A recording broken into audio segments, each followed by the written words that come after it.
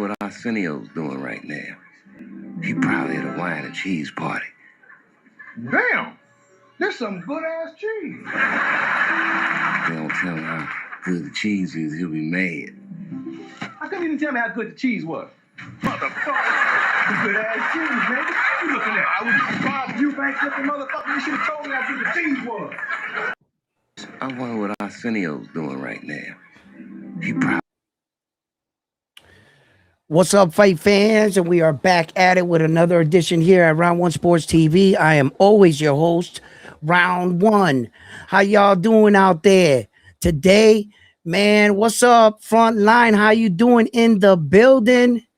Yes, sir. Front line, how you doing?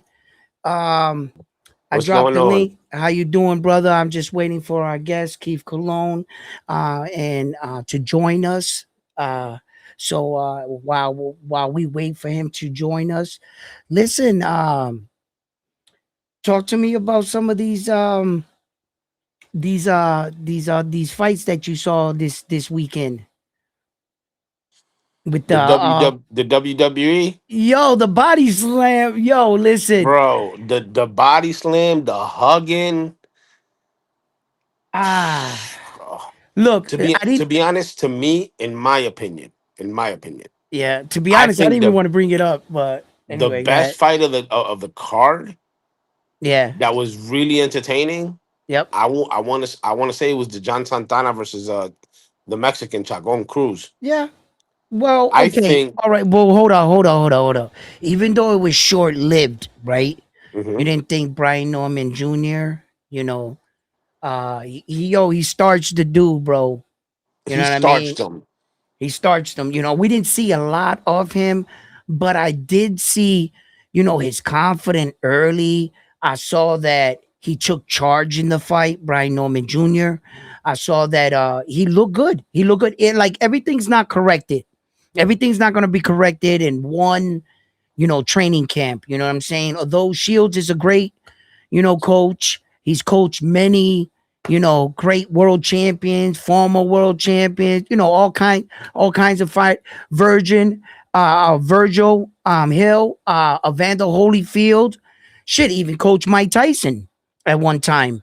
Arturo Gatti, you know, just to name a few. And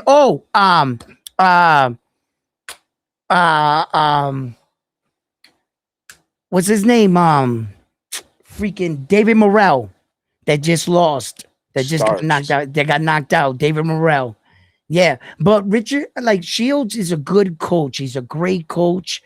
And I think that you know, he doesn't really have to change Brian Norman Jr. You don't gotta change him. Nah, you just gotta fine him up. Like fine tune him. That's almost it. Like a guitarist. You give him a guitar, exactly. Just tweak. Yo, that jab looked fast, bro. Yo, his jab, his aggression. Yeah. You know, he looked, you know, for as long as the fight lasted, you know, and the guy didn't give him much resistance, because I think that's due in part to that big left hand that came over the top there, right? And he stunned him, and it was all downhill from there. And Brian Norman Jr. smelled blood. He jumped on him. Got Wagner out of there, bro. And it was like, it looked like Wagner was overwhelmed, and it looked like he checked out the fight. He started complaining about his shoulder, remember? He started going, oh, my shoulder. Like, what the hell did you do to get your shoulder injured? Like, he hit you in the head, like, right? So, I think he checked out quick. Yeah, I think he was outgunned, outmatched, and he looked bewildered, to tell you the truth. I think that Brian Norman Jr.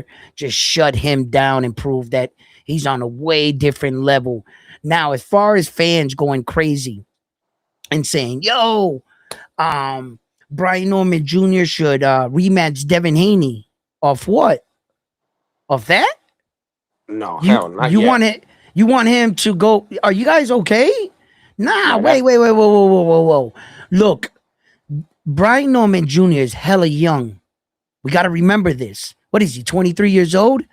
He's like Xander's age. No, right? He's a little older. I think he's like 25. No, he's not. Wait, hold up. Whoa. You got it or I got it? I'm going to look it up myself. What, did he age overnight?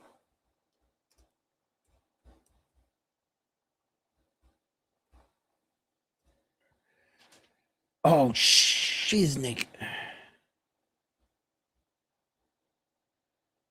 There he is. He's 25. All right, he's 25. I probably remember him when he was like 23 or some shit, right? He's 25. So, I mean, still, that's real young. That's real young. I guess I'm still like, he probably fought Devin at 23, going into 24 or some shit. And then got this fight. Yeah, I'm probably still thinking of him like that and shit. Probably, yeah. But still young in the game. So I think that fight's going to be relived. It's going to be relived. But it's going to be relived on Brian Norman's terms next time. He's going to be far more prepared to fight Devin Haney. You know, and I think it stands to be a better fight, a bigger fight. You know, Brian Norman Jr., he can go after like Rolly. You can go after Rolly, try to like secure a world title or you know, he has a lot of big fights. I'm not sure if Crocker, right, is going to beat Liam Paro.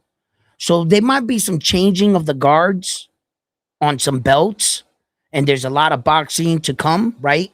So, because let me tell you something right now. I don't think Lewis Crocker beats Liam Paro. I don't think he does. I think Liam Paro is going to beat Crocker. So, Well, how many fights does Paro have at 47? Look. Paro is a crafty fighter, bro. He dealt with Subriel Matias' shit. All right, he kind of like couldn't get around fucking Africa's jab or whatever. He let Africa take over in the fight, and he kind of gassed out a little because he was doing great in the first couple rounds. But Liam Paro, once he stood out that side of that distance, Richard Hitchens lit him up. And Richard Hitchens really didn't beat up Liam Paro. If you watch the fight, he edged it out. He edged out the fight. Every round, he did a little bit more than Liam Paro. That's what Richard Hitchens did. But Liam Paro is a hell of a fighter. And I listen, I don't think he's going to... Look, I think... And the new watch. I got Liam Paro, bro. That'll be a good luck. Yo, let me say what's up to the chat real quick. Yeah, that's what's up. Say what's up. We got I'm just hinted in the building. He said, what's up, round one? Sapo Bob says, saludos. African American boxing down bad. Dwayne Styles in the building. Salute. Jason in the building. What's up, round one in Frontline? Eduardo Alvarez in the building says Norman looked great against a can. Slide counter. Salute. He says, I'd like to see Norman Jr. versus Donovan. Norman Jr. versus Donovan? Okay. Donovan's the one that just beat what's his name? Karen. Okay. Now,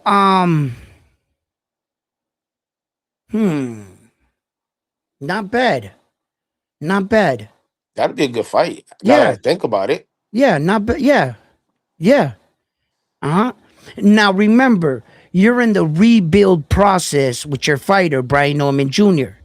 He's getting to know his coaches, the way his coach works, what his coach wants him to do, what his coach believes he can do, and to get Brian Norman Jr.'s confidence level to the point back to championship status. That's Shields' job to do. Now, we're in the rebuild. No rush right now, no rush.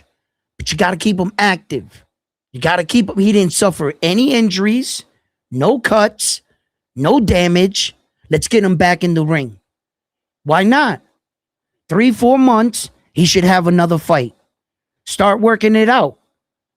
If you're going to rebuild him, we knew what this was. So when I see this happen, what What? Am I surprised? No, that's what you're supposed to do.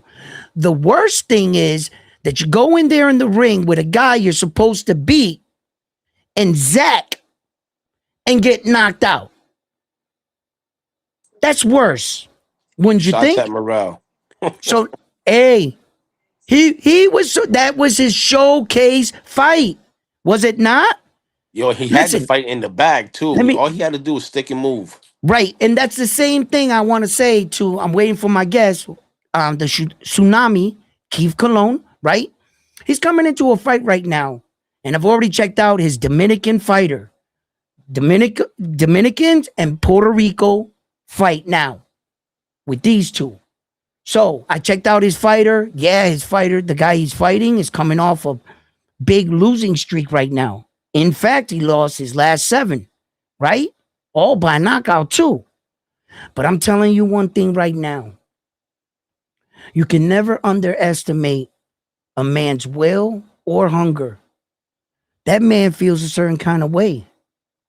And there would be nothing better than for the Dominicans to be parading in the street with their flag over a victory like an undefeated fighter in Keith Cologne.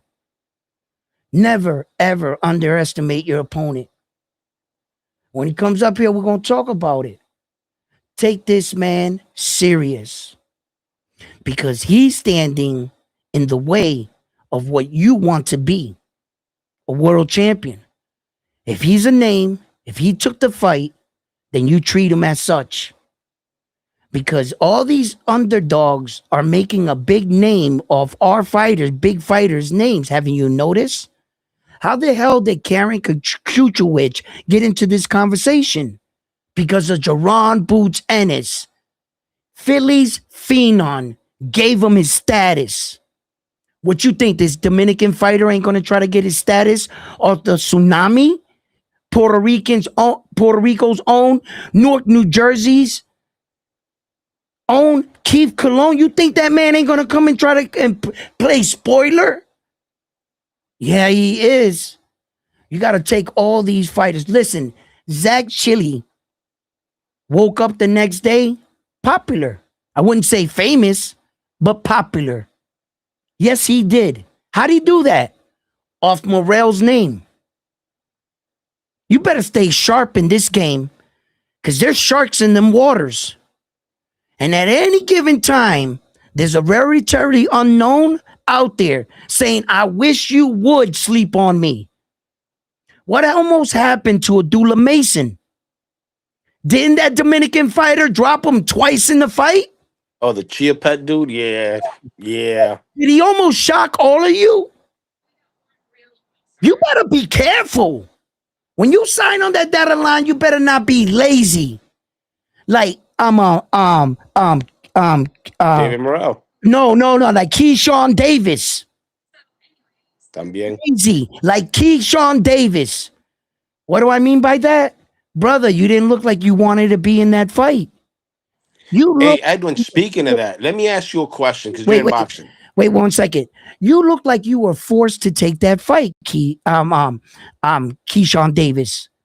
You look like you couldn't be bothered to entertain your fans, not recognizing the situation, but acting like a child and pouting about it.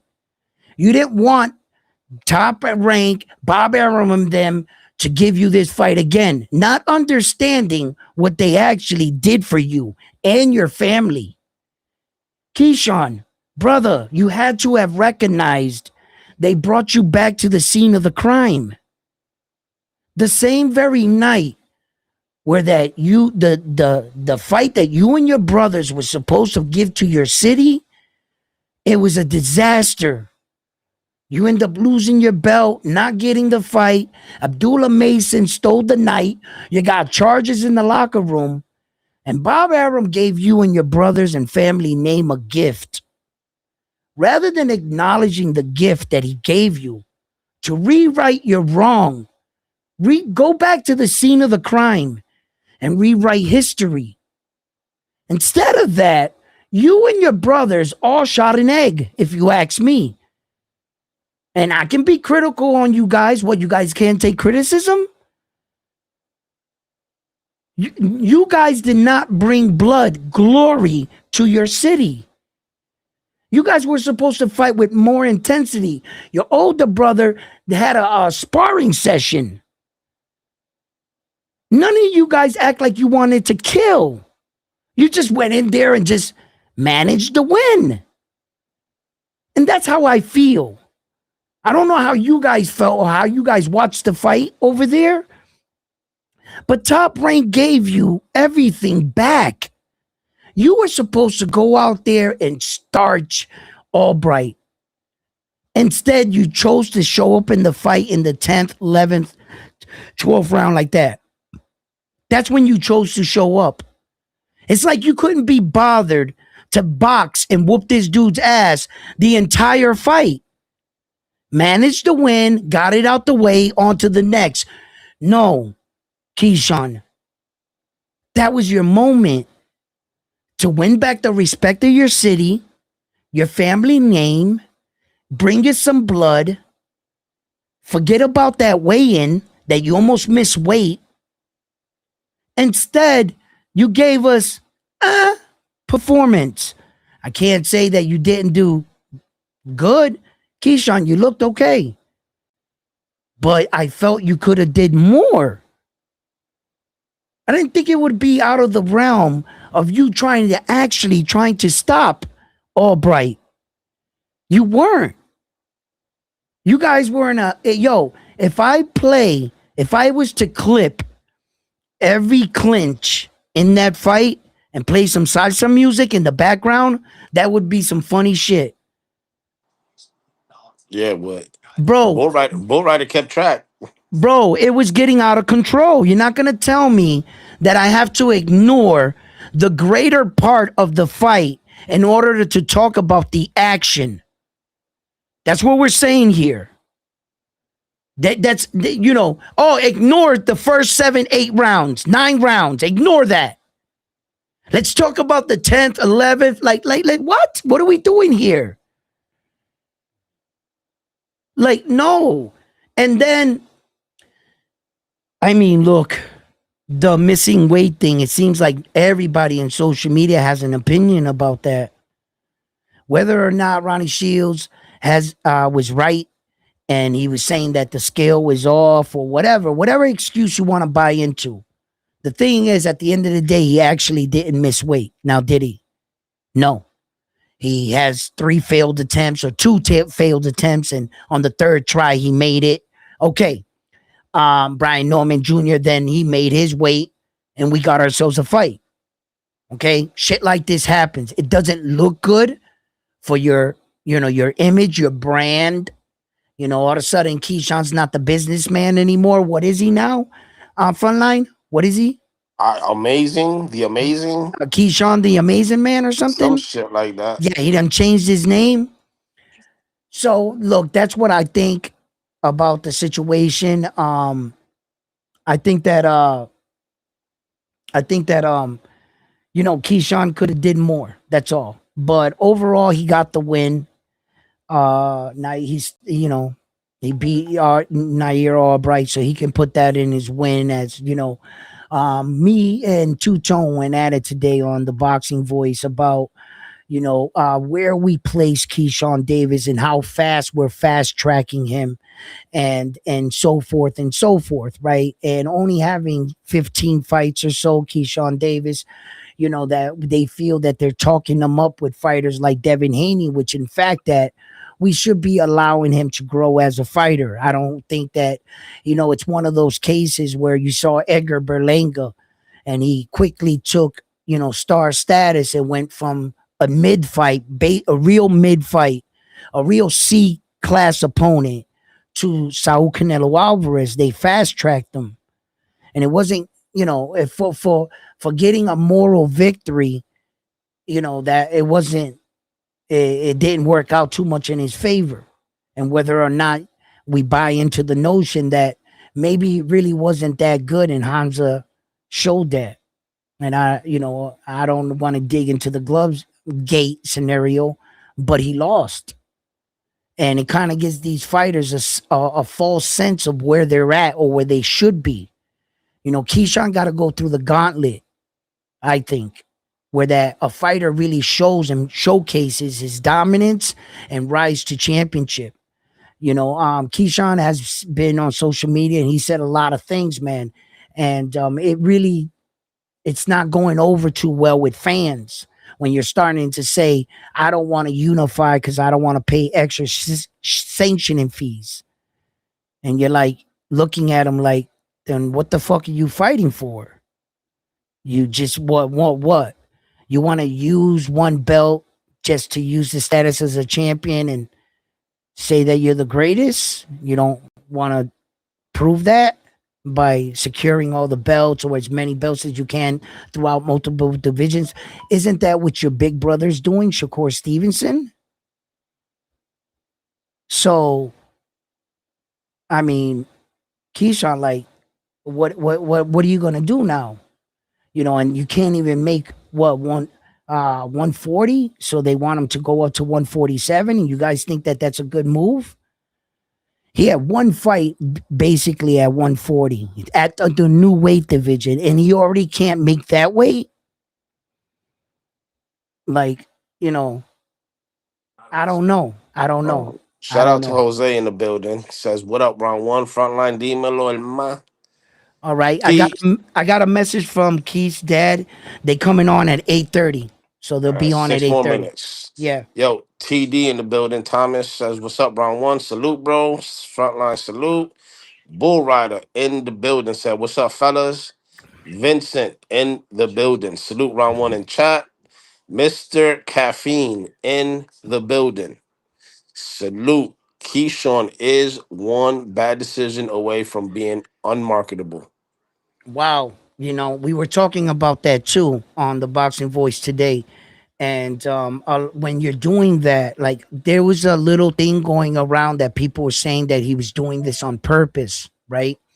That Keyshawn was missing weight because Ryan Garcia made this a thing.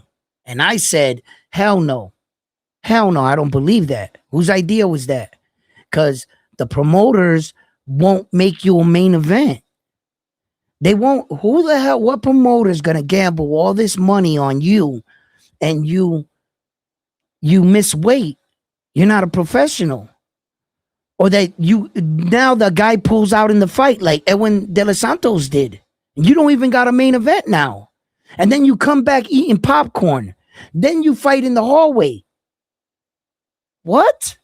And now you're missing weight again? Then you got a fight overturned, right? Because smoking weed. Not once, but twice. So throughout his career, when you look back, they're going to remember all this shit. And you mean to tell me the top promoters want to gamble on you? It's not going to look good for your brand. That's like shooting yourself in the foot. Hey, let's miss weight to add some controversy. What? Bro, your stock just lowered. Thank God you made weight. All the rumors started circulating around social media saying he missed weight by 2 pounds. It was like too low, 0.2. 2 ounces. Yeah, it was little thing, right? So, all you had to do is run on the trend. They exaggerated and all the criticism started coming in on the young man. So Keyshawn is that wasn't a ploy.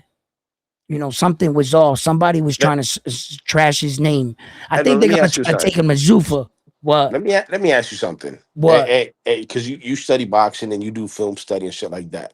Yep. And you know the dedication that it takes to be a full-time boxer. And Correct. You know that most of these boxers have a full-time job and train. Most of them do, and then they train when they can to get into the ring. Now, right. All that being said, if Nahir Albright had a full camp, remember, he's a nurse with 12-hour shifts. So he doesn't really have much time to train. And he's still a tricky fighter. That being said, with a full camp, I think he beat Keyshawn. I'm sorry. I think he would beat Keyshawn. With a full camp. There's that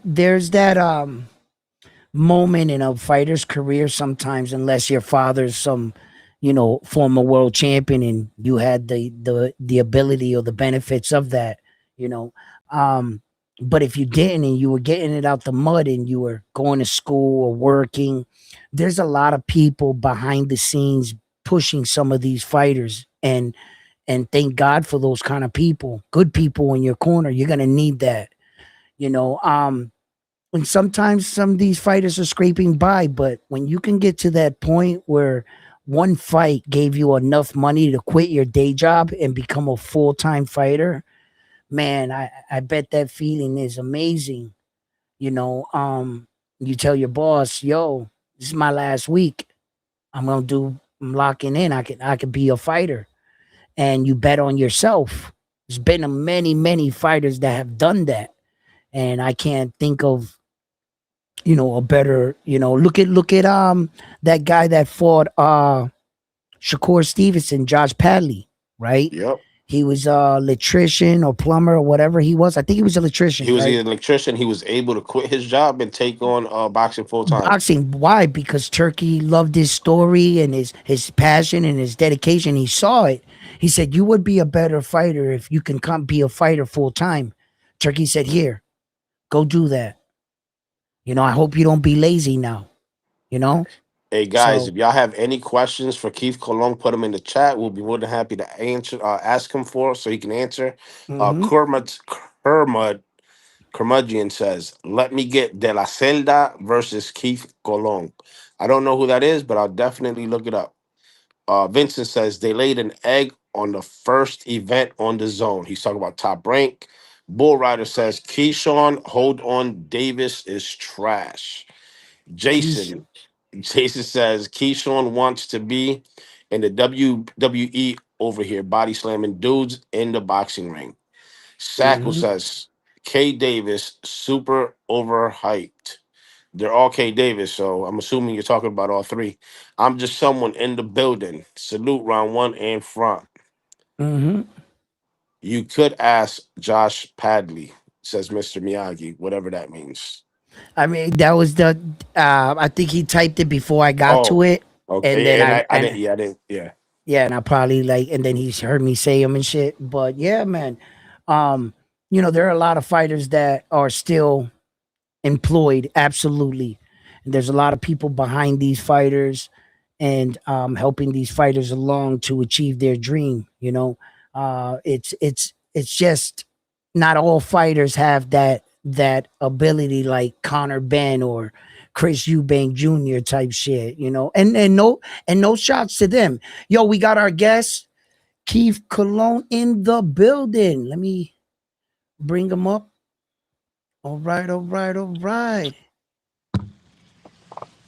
Here he is, the young man.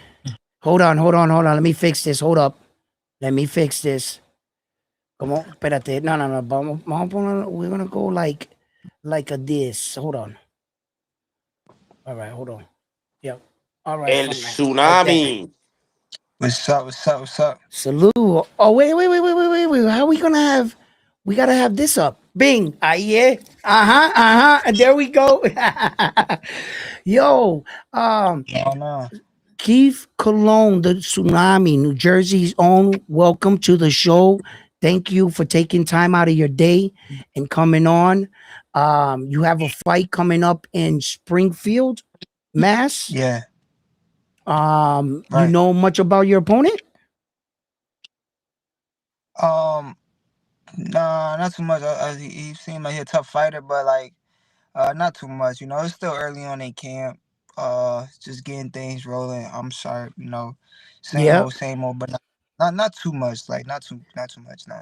Well, you are headlining this card.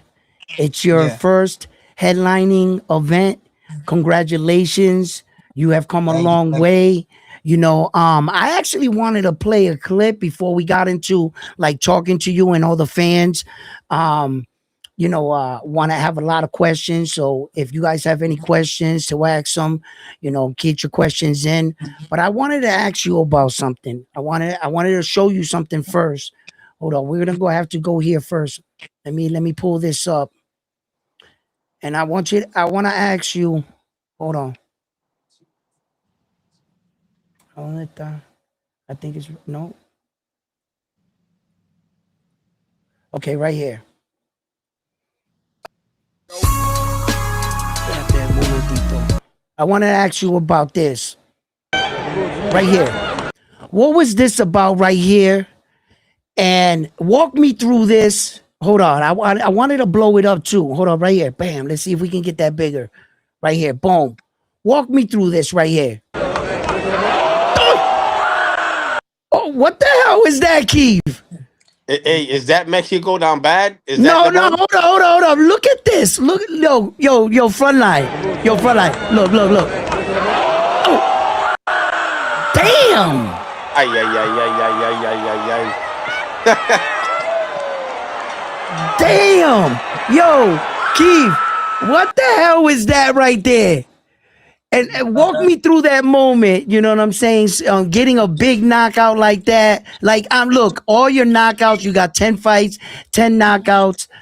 Um, just walk me through that. Did you see that? Like, you felt that? Like, you felt he was. Yeah, so that was my second fight.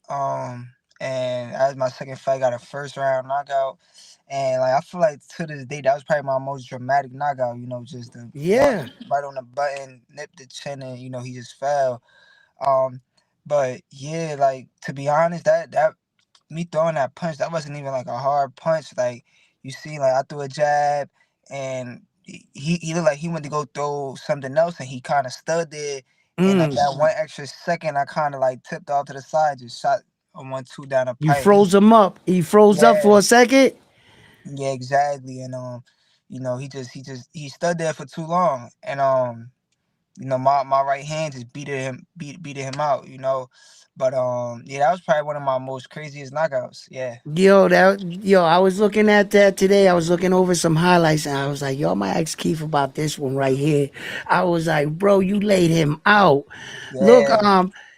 uh there's there's a lot of big fights right now coming up, and what I have you here, and before I get into an interview with you, I noticed you had a lot of fights in Philly and Uh-huh. Philadelphia. And I wanted to ask you about Xander and Jerron Boutsinis in that fight, and how'd you see that fight playing out? No I feel like it's bullshit gonna be a either, good fight. Keith. No bullshit either. We want a raw Nah. I feel answer. like that's gonna be a I feel like that's gonna be a great fight. A great Yeah, I fight? feel like that's gonna be a great fight. Xander, he young, he tough. Uh, yeah, Yeah. I feel like Xander, him being young, and him not having any losses, that's what's gonna make for a great fight. Boots, he gonna make it tough, but Xander, I don't feel like he gonna let up. So I feel like the first 6 rounds is gonna be a great fight, and after I feel like after the first six, that's when one of the two is gonna pull away. You're gonna see like the levels change. But as far as Mm, who I got to win, I don't really care. May the best man win, man. That's okay. you know Respect.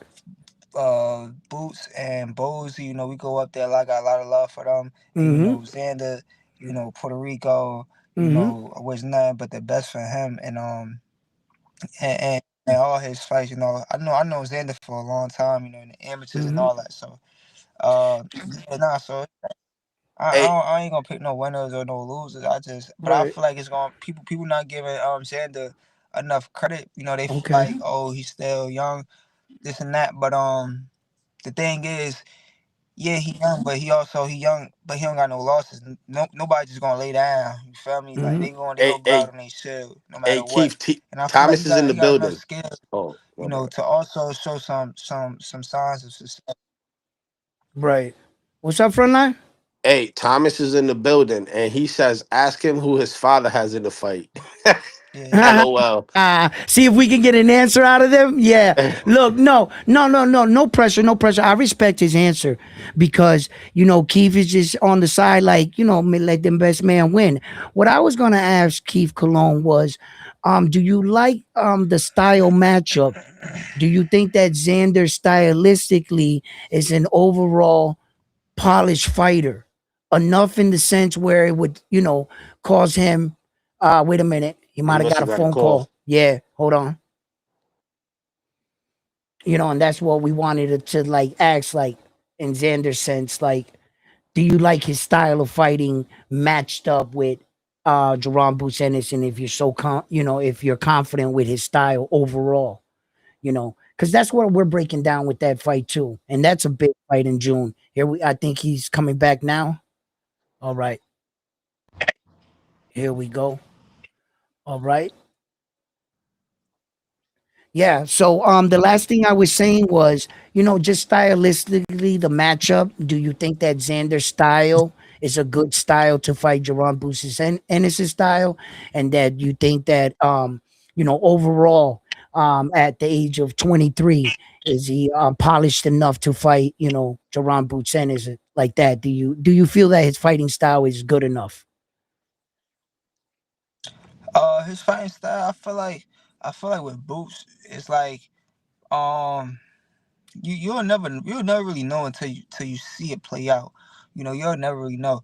Like me, I can't put a boxer around Xander's style. Like I can't say, oh, he's a pure boxer or he's a brawler. I seen him do Right. different things to win. I seen him come forward. I seen him box a little bit. I seen him kind of stay in the middle of the ring, counter punch a little bit. Um, However, certain things it's probably best that he don't do against Boots. It's probably best that he probably just use his length, or and then make it rough and in certain areas throughout the fight. But that's something that he has to do throughout the fight, and that's a game plan that he has to Right.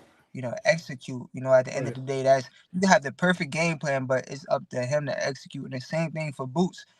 Boots could probably be planning on pushing him back, walking him down, but at the same time, to that's up to Boots to execute it. He gotta be able to do it smart and systematically. He just can't go in there and just being wild. No, he gotta go in there behind his jab, behind his face, Right. head movement, changing levels. So it's really up to, like, you can't really say, oh, is it his style? Do I think he's capable to crack the Boots code? I mean, it's boxing. Anybody, can land a big shot. However, I feel like he got the thing that's in his favor is his size. You could see at such a young age he's visibly much bigger than Boots. Hmm. And so maybe the power, or maybe the the amount of punches won't affect him as much as it affected Boots' Mm. previous opponents. That's what I would say. Mm. Coming up in the game from the day you started and you turned pro, talk to me about some of the pros and cons and the benefits that you have now, and the things that you have access to that's making you a better fighter, and better equipment or better experiences, better sparring. Like, what are some of the benefits, like, to fighters that, that as you come up, things get better? Like, talk to us about that. For me, it's just the sparring. I feel like it's sparring and your training partners. Like, if you constantly got people around you that want to be great, if you got people around you that pushing you and pushing themselves to be the best that they could be, you're gonna constantly get better, and the levels is gonna keep progressing. So I feel like that's the biggest thing. If it's just you, yeah, you get better, but if you got a team that's, we all trying to get to the top, and we trying to Hmm. they try, we on the bag and we pushing each other. That's For me, that's the highest, form of, like, the best way to get better. If you able to Right. surround yourself around winners and other people that's successful, then that's the easiest way to grow in anything. Right. Right. Right. And talk to me about what do you expect out of this fight in Springfield? What are you looking to deliver, and how do you see yourself winning? I feel like it's gonna be a nice fight. I feel like this fight right here, you'll probably see another dramatic knockout. This opponent that I saw, he looked like he's coming with, like, some big wild shots. He looked like, he's coming, to, like, I gotta be alert throughout the fight, and Yes. for me, I appreciate that, because that's what I want. I want to stay alert, and that's what's gonna bring the best out of me. And Right. as a result, another spectacular knockout like everybody want to see. So, that's what I'm looking for. That's how I envision everything playing out. Right. I envision these types of things. Mhm. We were talking about this just before you came on, me and Frontline, and we were saying that a lot of hereditary unknown fighters have made a name for themselves. The reason why we know Karen Chichuki is because of Jerron Boots Ennis, and Zach Chili just Yeah, knocked out, what I'm saying, um, David Morales. So um, I think that a lot of fighters, young fighters, always have to stay alert and watch out for these hereditary guys that are wanting to steal their spot at the next step in boxing. You always got to treat these guys serious. You know what I'm saying, and take these guys, like they're in your way. This guy is literally in yeah, my way for me achieving my dream. So always take him as a threat. You know, um, sure. uh, I think that you're approaching this fight in a good mindset, and I can't wait to see you there on June 19th. I'm gonna go down to the fight. I'm gonna be there with you. Um, I hope that I can get in back to the lockers and everything and film you every step of the way, because I this will be a real experience for me too as well. Um, and also, like, seeing you in action for myself for the first time. I can't wait for that. Watching a fighter live, it's one thing to watch a fighter on TV, but I can't wait to watch you live, and Frontline. Yes, sir. You got any questions for Keith? You know I'm coming in hot, right? Why you always coming in hot? Well, Huh? first of all, I want to congratulate Keith. I heard you're graduating this week. Oh, Oh, he must have got another call. He oh, he he's right there. froze.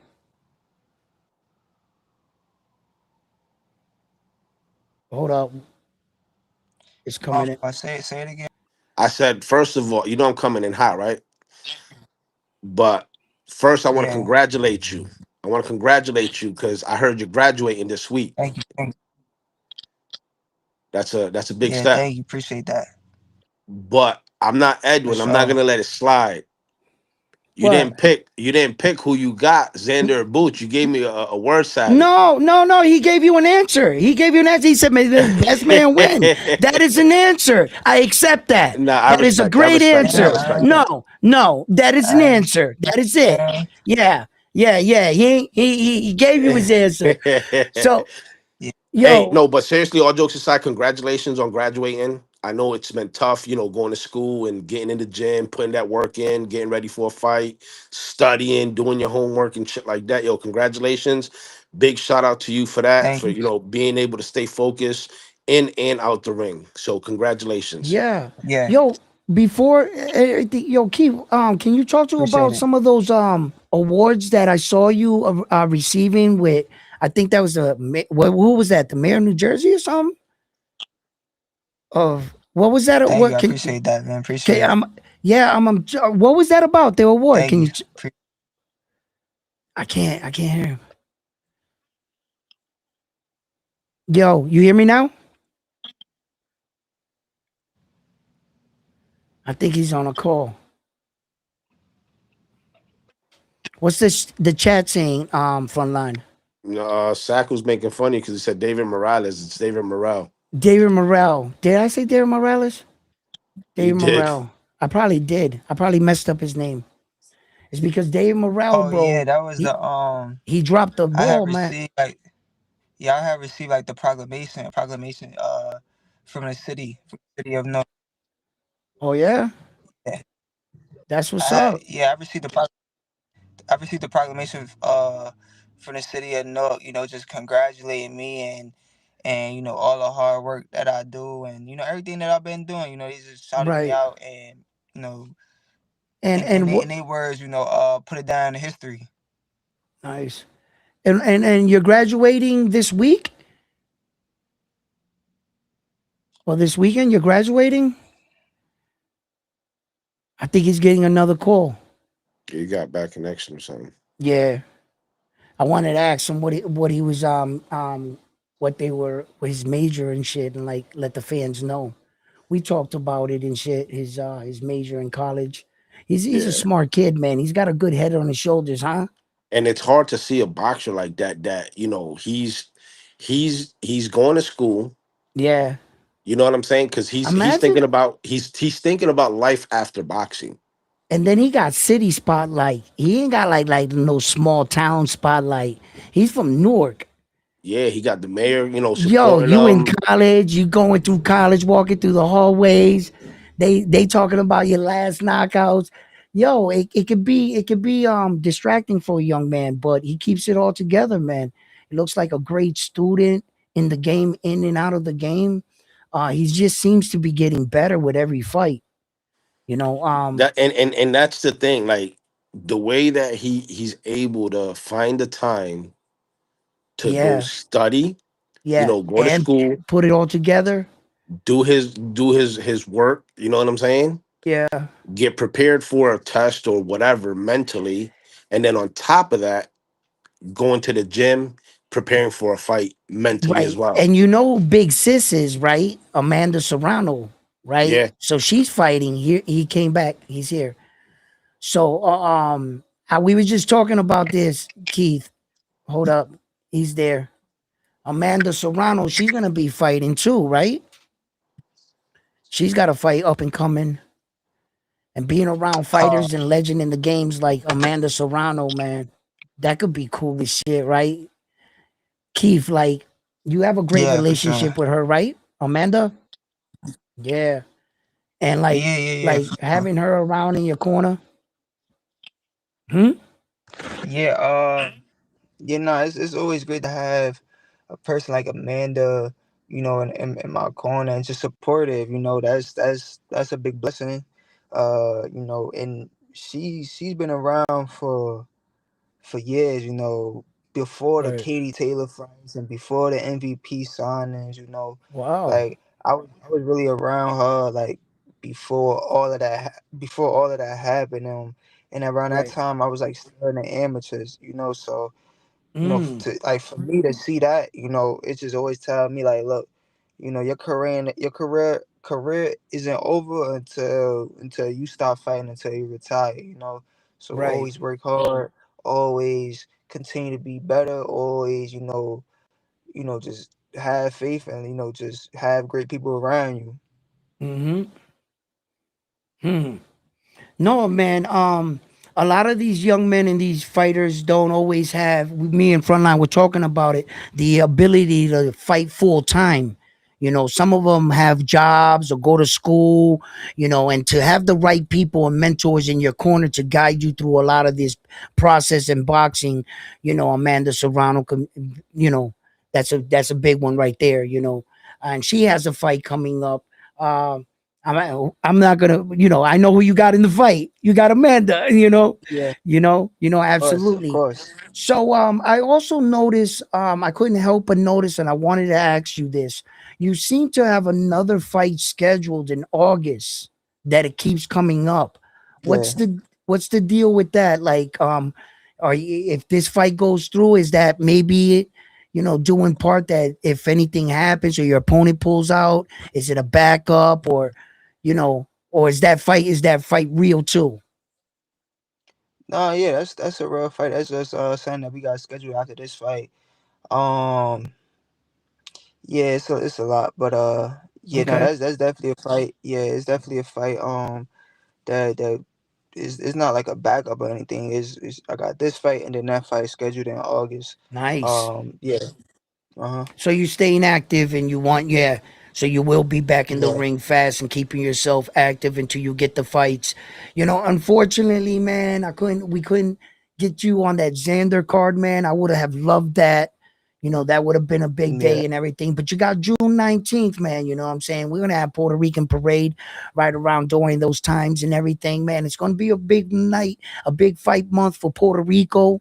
You know, for um, sure. and I expect, like I said, man, I can't wait to see you live there performing. I get to see, you working live. So, I'm looking forward to that. And if you're selling tickets to the fight, where can the fans get the tickets to the fight? If they got me on Instagram, or if not, they could just call the number 973-388-9080, and the tickets would be like delivered, right to them wherever they are, whether it's in Massachusetts, New Jersey, New York, PA. We'll get the tickets to them for sure. All right, yeah. So you guys heard that. You guys got the numbers. If you guys are interested or in the Springfield area or looking to travel to come out to see a great fighter with 10 fights, 10 knockouts. He's very exciting. As you see, I played that knockout. And Keith Cologne is looking to go further in his career and come out and Yeah, support the young man. That Springfield, Massachusetts. I will be out in that fight. If you also want to meet me, round one, I will be at the fight too as well. And I can't wait for it. So, Keith, is there anything else before I let you go here that you want to make an announcement or talk about anything on your mind? no, that's it. Just appreciate you guys for having me, man. Appreciate the platform. Appreciate you guys always. Absolutely. No, I appreciate you. And like always, thank you for taking time out of your day for coming up on the platform. It's For always sure. good for the fans to get to know you. And we can't wait to see more of you. So, Frontline, you got anything Thank you. or anything you would want to read? Nah, just stay focused. You know what I'm saying? We rocking with you. And then come June 19th, instead of saying Mexico down bad, we're gonna say DR down bad. DR So down bad. so you already know, Yo. keep your head up, you know what I'm saying? Find a way For to sure. For keep your sure. mind busy since you're gonna be out of school. Stay out of trouble, find a way to stay busy. You know what I'm saying? Yeah. For sure. Occupy that time with, something positive. Stay on the right path because you're definitely going on the right path in boxing for sure. You got a Yo. supporter here, you got Appreciate it. plenty of supporters here. So you know what I'm saying? Stay on the right Absolutely. path, keep your head up, and you know what I'm saying? Good luck on June 19th. Let's see a spectacular knockout. So Yeah. DR could be down Appreciate bad. that. Absolutely. Appreciate that. Listen, yo, Keith, stay focused. It's summertime. Look at me. I'm sweating. I got a fan on me here. I got another one up here. This room is hot as hell. Them girls is dressing less out there. You know what I'm saying? Every time después que la crían, la holcan, right? Listen, all winter. Yeah, I didn't see all Yeah. that. And then, stay focused, my man. You know what I'm saying? Hey, yo, Keith, it's always a pleasure. For sure. Thank you for coming by, stopping by, and sharing your time with us. I can't wait to see you June 19th. And on to the next one, man. All right. Sure. Appreciate y'all for I having me again. appreciate it. Peace, man. Peace. Peace. Yo, yo, Keith is gonna do big things, man. And he stays the course, he stays focused, man. Sky's the limit for the young man. For Yo, sure. Frontline. I asked him, that fight is real It is real. for August. It is real. It's a fight in Maryland, I think, if I'm not mistaken. Yeah. So he's already got this fight right here, and he's got another fight going to be on the schedule. So it's going to keep him active. He's got to get some of these guys, some of the mid level guys in the ring with him. See, this is the toughest time in boxing, too, because every coach is thinking the same thing for their guy. They don't want to sacrifice him or mess up their guy, in a tough fight or a 50-50 fight because it could halt your career. You know what I mean? But Keith is about that smoke. He don't give a fuck. He's like, listen, he's trying to get these fights, but he's also trying to get the eyes and the attention of the boxing world. So if you're interested in this fight, please guys, call the number. They'll send you out the tickets. And I will be there in Springfield, and I want to see him in person. I want to see what he looks like, how he moves, and it's nothing better than watching a young man rise through the ranking in boxing and watching him become a world champion, like Abdullah Mason. Look at the situation Cormel Moulton finds himself in now. Isn't he still in jail or something? I think so. I I don't think even know what Cormel. happened there. Listen, look, you got to stay focused, man. You got to stay. Yo, Cormel he went from like a hot, flashy thing to like, where the hell is he? And fighting on these streaming networks. And Floyd, man, I'm sorry I called it. Floyd wasn't good for him. It just wasn't. Yeah. Everything that shines ain't. So some of these fighters got to learn these valuable lessons. I think that Keith Cologne got a good circle around him. His head coach, really got him. But the one thing is, it's good to have a great talent, a good fighter and stuff, but Keith is this type of fighter that he was born to fight. Keith, he understands things about fighting. It would take years to teach some of these kids to doing some of the shit he's doing. Now, sharpening them up, getting them better as a fighter, but you could see he reads things and he understands body movement, the body language. He talked about it in an interview talking about Shakur Stevenson, what he learned about sparring with Shakur Stevenson, Keith Cologne. And he was saying that the reason what made Shakur Stevenson so good, and he was already blocking your shot before you did it, because of the possibilities. See, you only have two hands. And if you stand on one side, what are the possibilities you swing across your body? Well, the possibility you hit me with this hand, if I got my hand blocked on your hand, now I made you a one-arm bandit. See, that's the probabilities of the shot. Keith understands shit like that. I heard him talking about it, and he quickly assessed Shakur Stevenson and what he made him so special. When fighters can understand things like this is what the development of a fighter is. Keith Cologne, he's in a very special place in boxing right now. A very deceiving place. See, Keith, to be honest, you're a bit better than all these guys. But it's hard to place you because you can't. It's like Keith, his curse is that he's that good, right? And then all of a sudden you're going to be talking up Keith Cologne with what? Like the top 10, the champion, just like they're doing to Keyshawn. See, but Keyshawn already crossed the threshold. There's a difference between Keyshawn and Keith Cologne. Keyshawn was a former world champion, Ja. You crossed that you were a world champion. See, the Tsunami Keith Cologne, he's never passed that. So to grade him, it's tough because what's supposed to be giving him problems, he's walking through them.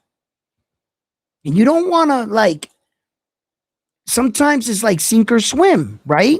Okay, we got there with. And the funny part is, Edwin, that the competition keeps going up. People just don't realize keeps going that. up. It keeps going up. He's going to keep beating on these dudes. Yeah. Because he's ahead of the curve in his group. Right. In his group, not amongst everybody else. You can only judge him where he's at. He's here.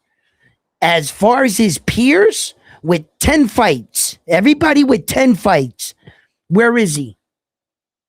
How everybody else that got 10 fights, do they got 10 knockouts? No, and they're further behind too in competition. Okay, so that's where you gotta grade him within 10 fights. We can't talk him up with all these other no. And he's proven to be a lot better than the top 10 fighters in the world. You understand? So I don't. His management, that's their job. I'm not going to tell them. I suggest keep bringing them along. That August fight is real. I didn't want to talk about the promoters that he's fighting the card under and their situation because there's no need for that. I just hoping that the fight kicks off and Keith Cologne gets his opportunity to main event. He starts main eventing, headlining. Maybe he can get a co-main event spot on somebody's other bigger card, right? And this is where he starts to feel the pressure of the night. Okay? The night is made and centered around you. You're the main event. Some fighters, like, for instance, Keyshawn Davis. Well, how did he do in his main events? How did he perform? Okay? So this is a big step for the young man with only having 10 fights. You're main eventing with 10 fights? You understand? So this is good to put this kind of pressure on him right now. Showcase. Go out there, show your talent, show the world. And remember, at the top of that card's name says Keith Cologne, baby. That's what that says. So let him develop. Let him. And like, look, the August fight is already. Remember when What I would Abdul like to see though, what I would like to see him get rounds in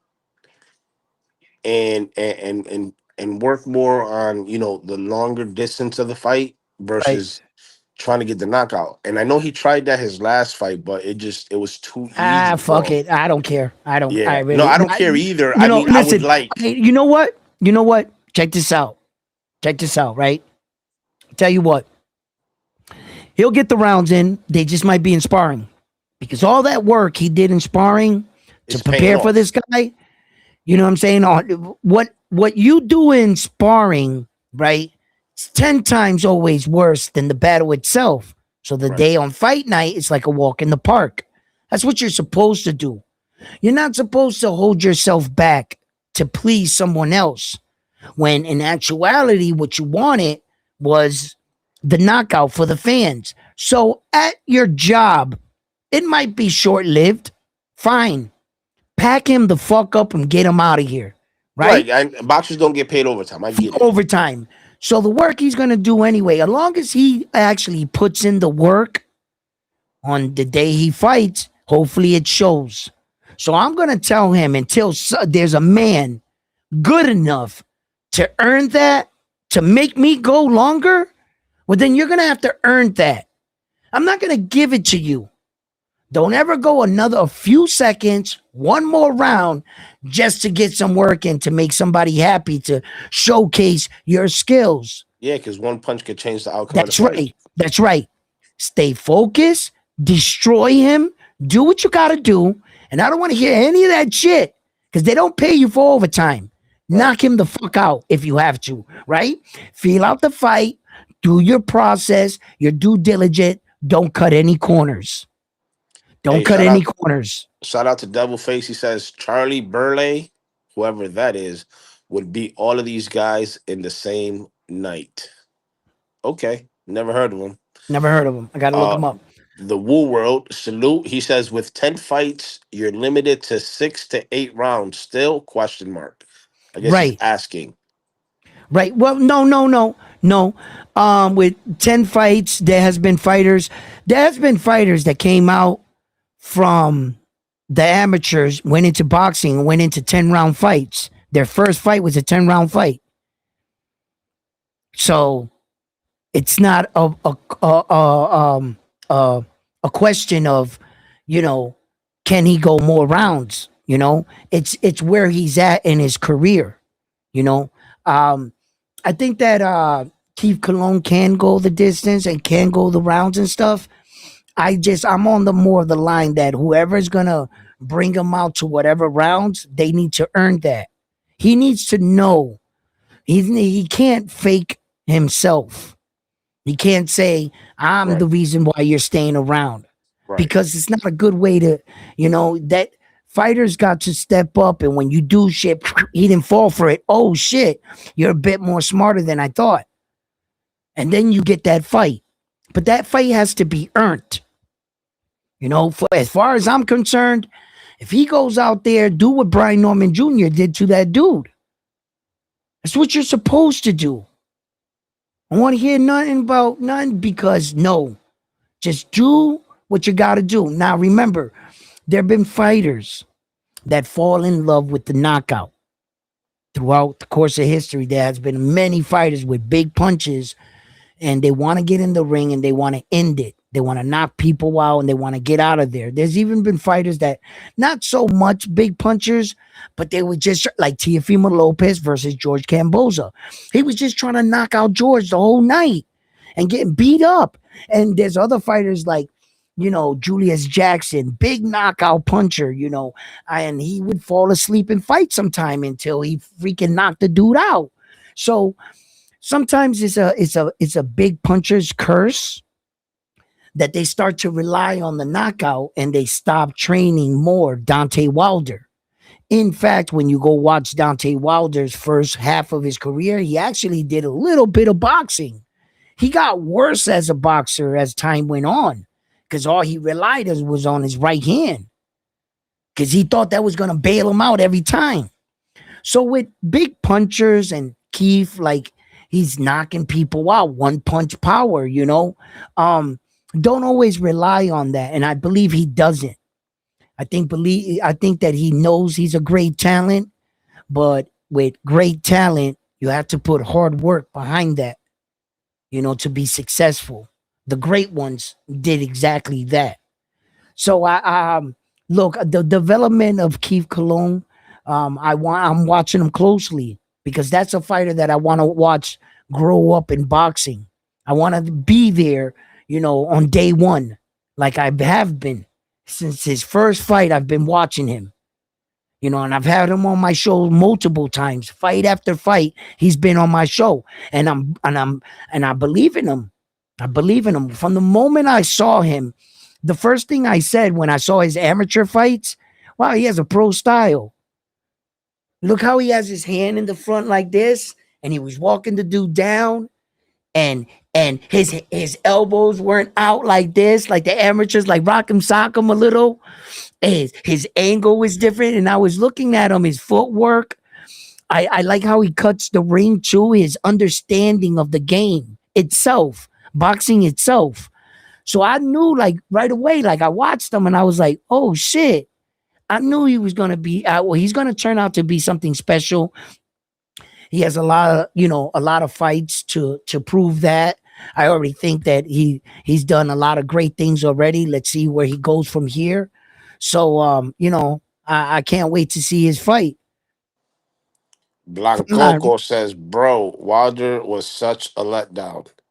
Shacklebolt says, when did you ever see Wilder boxing? Laughing emoji. I'll show you. Hold on. Oh, okay, go read the chats. I'm gonna bring that up too. No, we We'll all bring that caught up. up. Go That's ahead. it. That's it. Okay, Wait. wait. Yeah, we're caught up. Wait. Let me look that up. Yo, Wilder used to box a little. I think y'all forgot. Listen, it was a long watch. I'm gonna prove it. I'm gonna prove it right now. Hold on. We're gonna go. I'm gonna pull up. Let me see. Um, I think Dante Wilder's first 10 fights.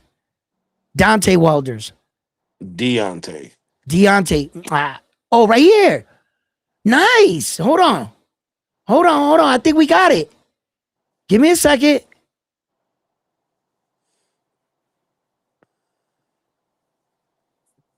All right. Hold up. Let's see if this shit plays. It's buffering right now.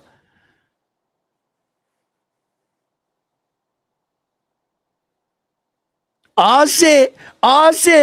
Let's watch what they gonna hit me up. They're gonna clip this video, but fuck it. Oh shit. Let me change this.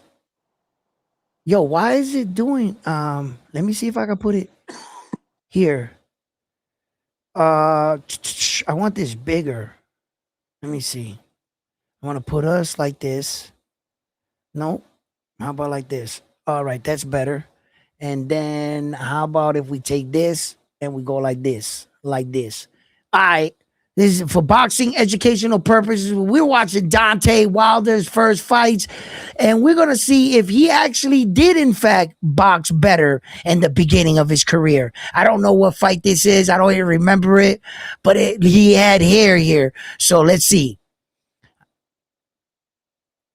Oh, no. Did you see that already? Hold up. Come on, Dante Wilder. Don't let me down. Look at the footwork. But shot to the body? Look, what you mean? Look, oh, look at the fight! Did you see the shuffle?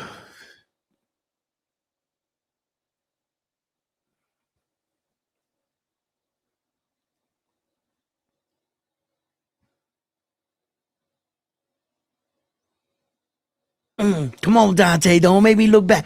Oh, look at that! Oh! No, he garbage. Listen, no, he looked better right garbage. there than he does now. Come on, guys. 2-pack of ass. Listen. Garbage.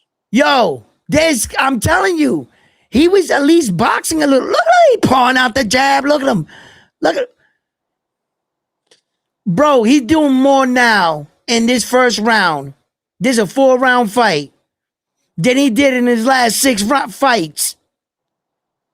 Look, he moving his head. Look.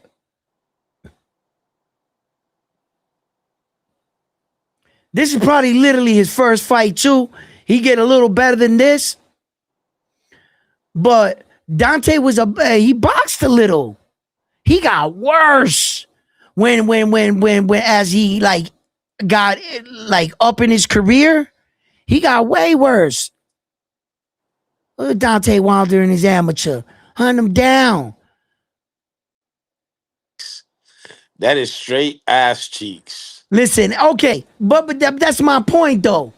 You see, Dante Wilder progressively got worse and as a knockout artist. Once he started falling back on that right hand, basically his fights were just him coming at you, getting a running start, and fucking swinging at you. That's all he started doing. He would get like a running start. He would go like skip, and boom, and drop the hammer. Mo Brains, I could agree with that. With he what? says this is light years better footwork than he has now. Yeah, I could agree. I could agree with that. You see, he was like, he was like, and he was moving his head more, everything. But he was still ass cheeks though. He wasn't. Nah, bro. Yes, he was, but he got what I believe. He got around a lot of yes men. Yes, champ. Throw the right hand. Poof. Yes, champ. Throw the right hand. Poof. He got around a bunch of yes dudes.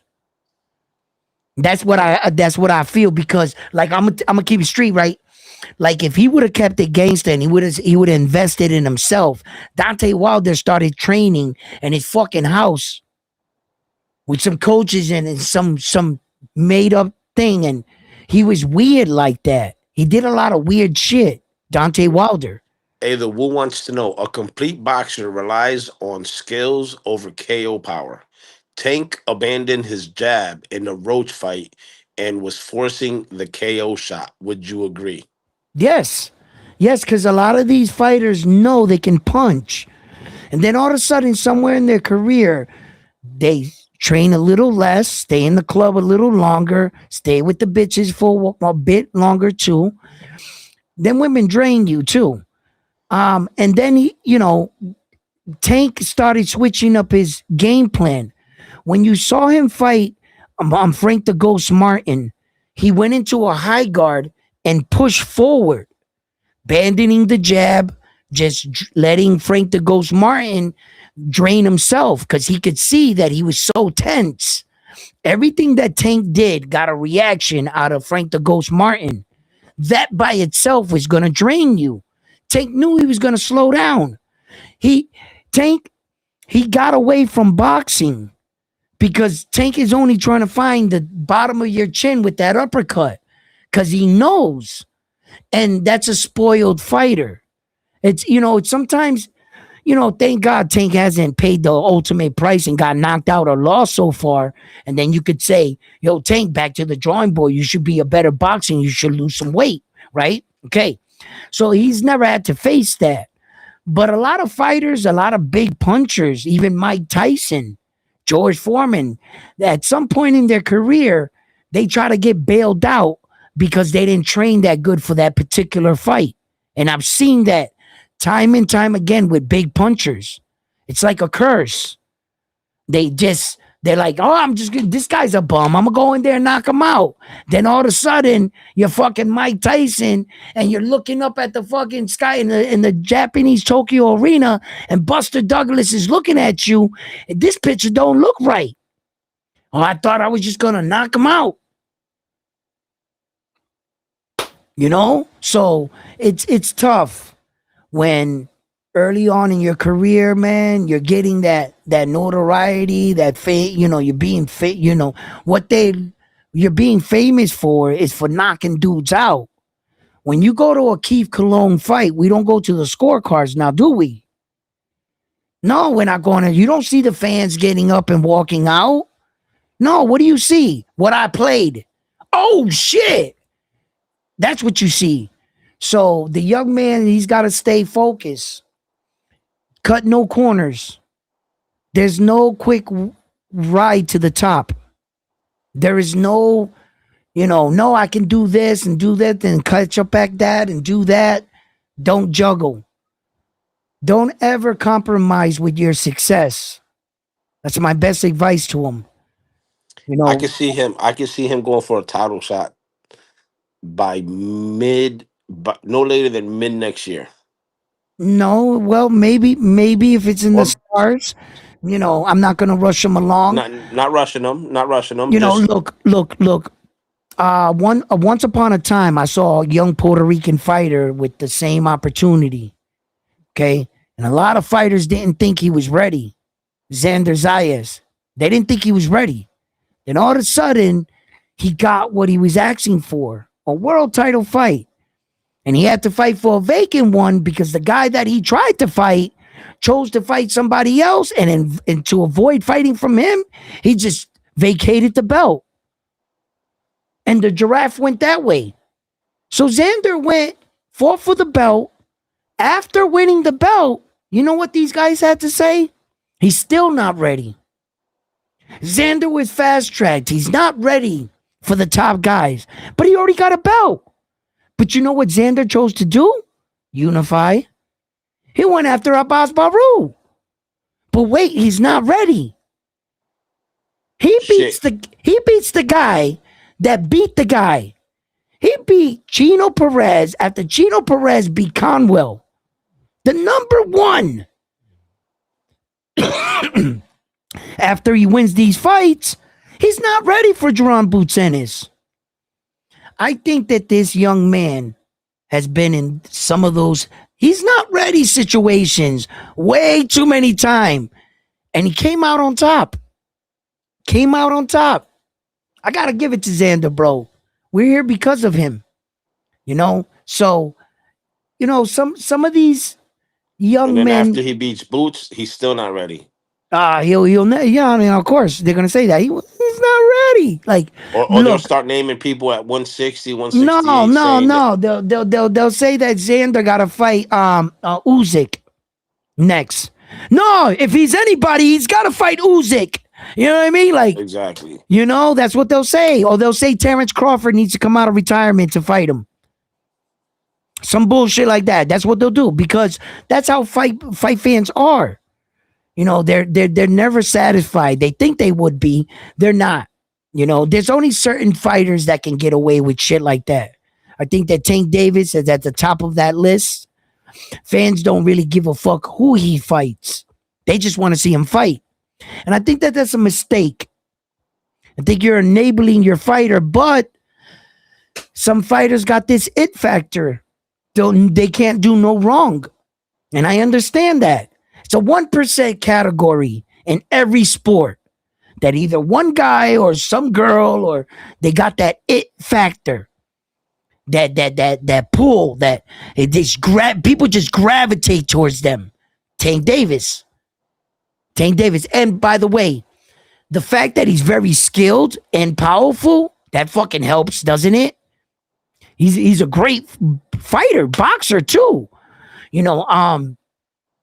And I think that there's not a lot of fighters can do what Tank does. And when people say, I don't care who he fights, I just want to see him. I think that you're self-consciously, without you realizing what you're saying that you no longer hold your fighter to a higher standard. You don't care. You could put any tomato can in there and you'll tune in and watch. That's what you're saying. You don't care who he fights. You just want to see him. Is that good for boxing? Is it good when we don't hold our fighter to a high standard? Damn, Tank, we really want to see you fight Devin. Damn, Tank, we wanted to see you fight Loma. Not so much today, but I'll take it, I guess. But damn, Tank, we want to see. You look. You know what I don't want to see? I'll tell you what I don't want to see. I don't want to see Tank Davis fight Abdullah Mason. That's what I don't want to see. You got fucking big uncle wanting to grab and fight nephew. That's what really. That's when you'll step up. When you fight little nephew, that's when you'll step up and say, "Yeah, now I'll go and I'll fight another champion." Really? But when the champions were Devin Haney, Lomachenko, when the champions were those guys, you didn't Tio, you didn't step up. The only one you fought was Ryan, right? So, look, man.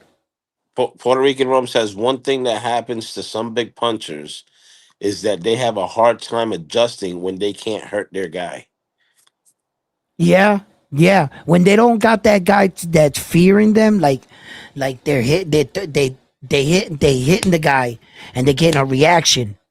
You got like, one time I saw an interview with Virgil Ortiz, right? He said he was sparring against Canelo Alvarez. Virgil said, "Man, we were sparring, and I wanted to get Canelo's respect, and I wanted to get his attention, let him know that, I ain't no little dude. All right, my name is Virgil Ortiz, and I'm making my own waves. Now I'm sparring against Saul Canelo Alvarez, so I'm gonna catch. I'm gonna play like we're going slow a little, and I'm gonna do that sucker shit, and I'm gonna get that big punch on him." That's what Virgil did to Canelo.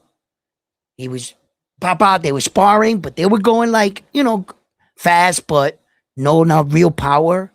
And Virgil snuck in that shot. Pow! And he hit Canelo. And when he hit Canelo, Canelo went, pow! Eso eh! He said, ahora eh! And Virgil was like, oh shit. And he talked about it. And he said inside, Virgil felt like a little kid. He said that he hit Canelo with his best shot, and Canelo went, eso eh! Let's go! And he was like, oh shit. When you got big punchers sometimes, Virgil is a pretty decent puncher. And he's putting these dudes away. Then all of a sudden, you fuck around with the top echelon. Men that are built to take punches. Men that are built for tough. That got good punch and good pop too. Fucking Saul punch you in your ribs. You about to bleed, fucking piss blood for a week.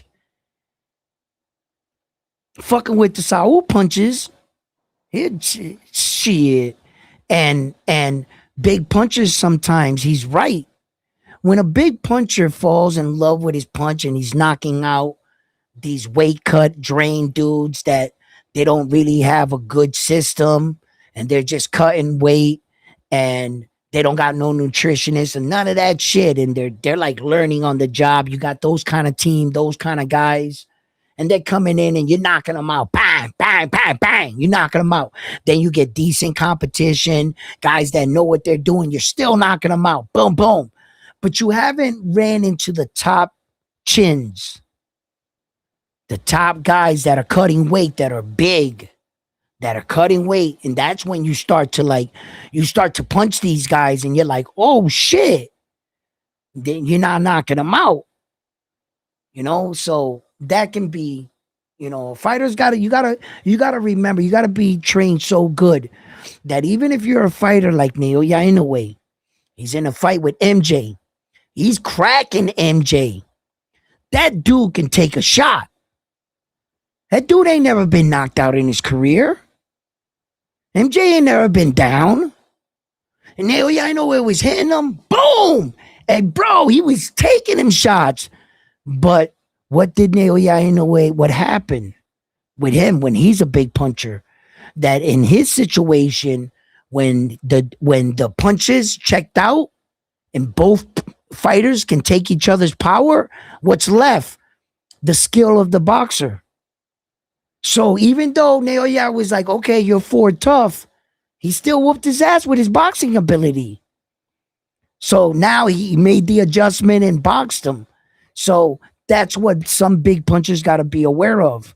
That if it comes that day where you hit a guy and the guy's just looking at you, What do you got next? What's your next move?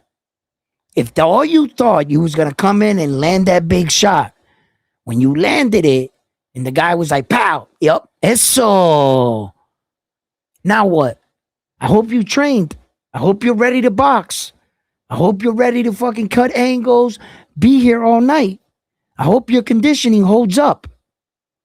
Because if you're one of those guys that fell in love with his punch, might be a big night for you. Long night. Long night. Long night for you. Yeah, you're James, gonna go ahead. salute to James. James says, I'm rocking with Zayas. Zayas could have fought someone else. He was going to fight in PR and change his plans to fight back Boots, and people still complaining. That's a Xander's fact. tired. Xander's tired of the noise. Puñeta, se acabó la uso. Vamos a hablar claro. Xander cogió esta pelea porque la quiso. And bro, Xander didn't want to hear that shit. What do you think they were saying? That Jaron Boots Ennis is the best 154 pounder with one fight in half a round. What a disrespect to the unified world champion that they don't even consider you, not even second. The next guy they got in line, Virgil. Virgil, the two top 154 pounders in the world, according to BoxRec, is Jaron Boots Ennis and Virgil Ortiz. Two that have zero That accomplishments don't got at no 54. belts. Bro, Xander, listen, se están equivocando con Xander. Te lo voy a decir ahora. Se están equivocando. Equivocando. Mira, Equivocando. equivocando. Listen, they're sleeping on him. They're sleeping on Xander.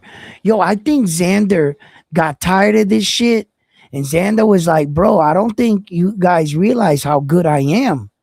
And I think that I'm good enough to beat Jaron Boots Ennis. That's why I asked Keith Cologne about Xander's style. Maybe I hope to have worded it better, but I wanted it to know, do you really believe in Xander's technical boxing ability like I do?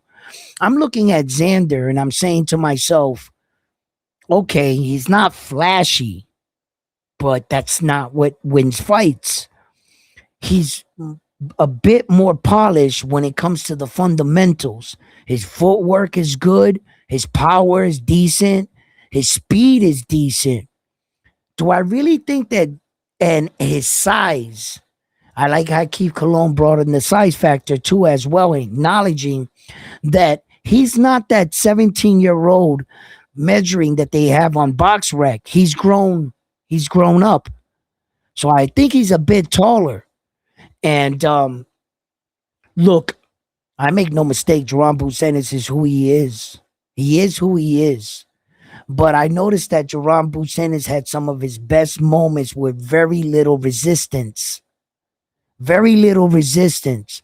When you get the top guys, the guys that check out, like we were talking about, can he do that same shit against the top guys?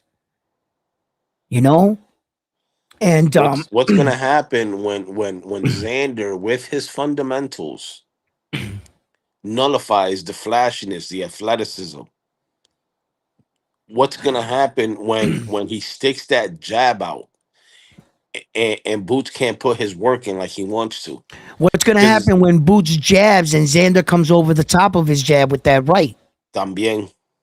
He's going to nullify his jab. Yo, listen, Xander's been in the ring with some pretty crafty fighters, bro. You do realize Oscar this. Rue being one of them. Yes, and awkward fighters that are awkwardly focused, like Chino Perez. Facts. Tall, you know what I'm saying? Yo, listen, some of those other fights that he had Xander fought with, some of those Mexican dudes he fought, they had great chins. They can really take a punch. Xander had those guys in all kinds of trouble. And some of those fights he didn't score the knockout. Them guys, I bet they wish he would have knocked them out because he had them moving. He was throwing those guys all over the ring. They were frustrated. No, it's not even frustrated. He was beating the shit out of some of these dudes. They were on the ropes. The fucking referee was doing his laundry list, right? Those fights could have been stopped at any time. Most of those fights, if there was 10 seconds left in the fight, The guy was going out. He's on the rope getting brutalized. That's a Xander fight. You know one fight to go look at? Go look at Xander versus Quincy Lavallée. Quincy Lavallée was a crafty fighter. Footwork, decent power, movement, good ring IQ. I think that David Avernesian, Ese mismo. David Avernesian was a pretty decent fight for Jaron Boots Ennis. I think that David, he was definitely battle tested. Coming into their fight, he had like 30 fights. I think Boots' best fight is Stenonius. That's well, you know, I have a tough time with the Stenonius fight, due to the fact that, come on, bro, listen, Stanley only had 15 professional fights. He had 15 professional fights coming into the fight with Jaron Boots Ennis. Jaron Boots Ennis already had like 30 plus fights. He had Stanley's career in his back pocket.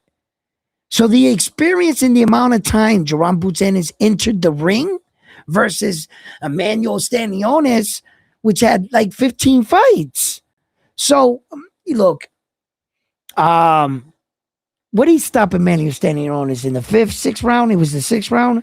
He stopped him in. I think it was the 6th. So, you know, look, do I put Emmanuel Stanlionis in the category of, let's say, Abbas Baru? Right? Do I think Abbas Baru can beat Stan? Yes. Yes, I think Abbas Baru would wipe down Stanlionis. Wipe him down. He would take him out into what he called deep water. It would be like 6 rounds, and then he would beat the brakes off Stanlionis. And, you know, I think Chino would beat him, but they're the smaller guys. Now that Jaron Boots Ennis walked up to 154. Now look, Lima there. Listen, a lot of people didn't know about Lima, but I looked him up. I remember when I looked him up, he came off a 3 fight. He beat 3 undefeated fighters going into the Jaron Boots Ennis fight. And in fact, he didn't have that much of a layoff Lima like they were trying to like say leading into the Jaron Boots Ennis fight. Because a lot of people were saying that. But when you go back and you check him out, Lima didn't have that much inactivity. And Jaron Boots Ennis starched him. It was just, they were just on 2 different levels. And Jaron Boots Ennis showed his skill. He showed his ability to read the fight. He read Lima really fast, real fast. And he caught him with some big shots. He switched from righty to orthodox in the fight. And he thought to himself, if I step to lefty, shoot the uppercut, I'm going to catch him. And that's how he caught him. He made an adjustment and a read in real time. It didn't take him 2-3 rounds. He didn't have to go back, talk to his dad. He saw what was going on right there, and he made the adjustment and the read in real time. That's elite fighter shit. That's elite fighter shit, what Jaron Boots Ennis did there. So, this guy was on a winning streak, Lima. He had confidence. He was undefeated. And Jaron Boots Ennis made that none of that shit mattered. Jaron made a read. He saw something he was doing wrong, called him. And good shout out to him. But if you ask me, I think Xander packs him up in 1 round too. It just might look different. I think Xander would have caught Lima on the side of the head early. And he probably could have did it in 1. I'm not going to sit here and say he couldn't do it in 1. No, I think Xander could have packed up Lima in 1 too. Yes, I do. I don't think Lima is on the skill base of Xander. He did too many big mistakes. He had when Jaron Boots Ennis read that, it's because the hole was like this big. Although he was a professional fighter and he fought these guys, he wasn't fighting like elite guys. The top of the top. You can't make those kind of mistakes at that level. You understand? And Xander's been battle tested. You're not going to catch Xander like that. like he called Lemo. You're not catching Xander like that. I talk about Xander being polished in the areas of the great fundamentals. He's too fundamentally sound to get caught like that. Early in one round, no. Maybe a little wear and tear, fatigue sets in and misjudge a read or something like that. Um, I can't wait to see this fight. Like Keith Cologne talked about. Keith Cologne talked about until he sees it, on the night of the fight, I gotta see how Xander takes Jerron Boots Ennis' punches. I gotta see vice versa, how Jerron Boots Ennis takes Xander's punches. Is Jerron Boots Ennis too slippery? Will Xander not have enough speed to catch up to him? These are a lot of the questions because we've never actually seen them fight against each other. But as far as everybody else, these guys are hitting the target. These are two of the top fighters at 154 pounds, if not the two top in my book. Whatever way you want to put it, I got Xander number one, Jerron Boots Ennis number two. And rightfully so. I'm entitled to say that because Xander has two belts. Jerron, you don't have two belts. So if it's close, I'm giving the edge and respect to the man that at least has two belts. Wouldn't you think? Right? So that's not being biased. That's just being honest. Did you see Xander's top five 154 pounders? Yeah, I saw he had made like his top five at 154. His top five at 154? Yes. All right, hold on a second. He's got, I'll read it to you if it makes hold it on, easier. Hold on. Wait 1 second. Wait 1 second. Let me see if this happens. Okay, you don't have to read it to us because I'm just going to put it up. How about this? There it is. There you go. That's Xander. Top five at 154, según Sander Saya. He's got himself number one, as he should, because he's the unified champion. Mm-hmm. Then he's got the next champion, who was unified but vacated one belt, was Spencer Fondora. Mm-hmm. Then he's got Jerron Boots Ennis. Mm-hmm. Then he's got the other champion for the IBF, which is Josh Kelly. Mm-hmm. And he's got Virgil Ortiz at number five. Very smart list because let me break down what I think. Okay, respectfully so, he's the only one at 154 that has two belts. He deserved the spot at number one. Sebastian Fondora is another world champion, and Xander is acknowledging him for being a champion, but also he was a unified champion, and he vacated one of the belts. So at one point in time, he also had two belts. So you gotta give him a little credit for that. You put in Jerron Boots Ennis at number three. Why? Because you want to make sure he's high in the ranking because you're about to fight him. So you want him to secure a good one. Then he gets acknowledged to the last champion in the division before putting Virgil above Josh Kelly, which gives acknowledgement to Josh Kelly's world title. Virgil, you're just underneath that because why? You do not have a belt. So the only person that interrupts this whole order that does not have a belt is Jerron Boots Ennis, which respectfully so, in my opinion, he should get the third spot because he is a very dangerous opponent. But with respect, he's Sebastian Fondora. He put him at number two. Why? Because he's next. Let me ask you this. Do you agree with that list or would you throw a Charlo in the mix? No, I wouldn't throw Charlo in the list with respect because of the fact of Charlo's inactivity. He's going on almost 3 years or so or whatever without a fight. So all you have is Charlo's name. I mean, the minute he steps a foot back into boxing, at least gets one fight in, then we could put him back on the list. But it would be a disrespect to put an inactive fighter on the list above an active fighter. I think that would be more disrespectful. Let's give respect to the guys that are actually fighting. Well, Virgil ain't fighting. Well, Virgil, yeah, he just got that before the Xander got the fight with Jerome Butanes, and he's gonna be shelved for a year. And if he keeps fucking around, it'll be 2 years, from what I'm hearing. That could be career ending. This is just stupid what he's getting himself into and what he got himself into. He needs to resolve this and get his ass back in the ring. So I don't know what Virgil is, what's going on, but that just recently happened, a few months ago. So I still got Virgil on the list. But yeah, if a little bit more time starts to pass with Virgil after that year, then you got to acknowledge active fighters, guys that are going in there, because you see, you're measured in boxing by the amount of times you get in the ring in a year, in a calendar year. Because if you get in the ring 4 times a year, well, the probability of beating you was 4 times versus 1 time versus 2 times.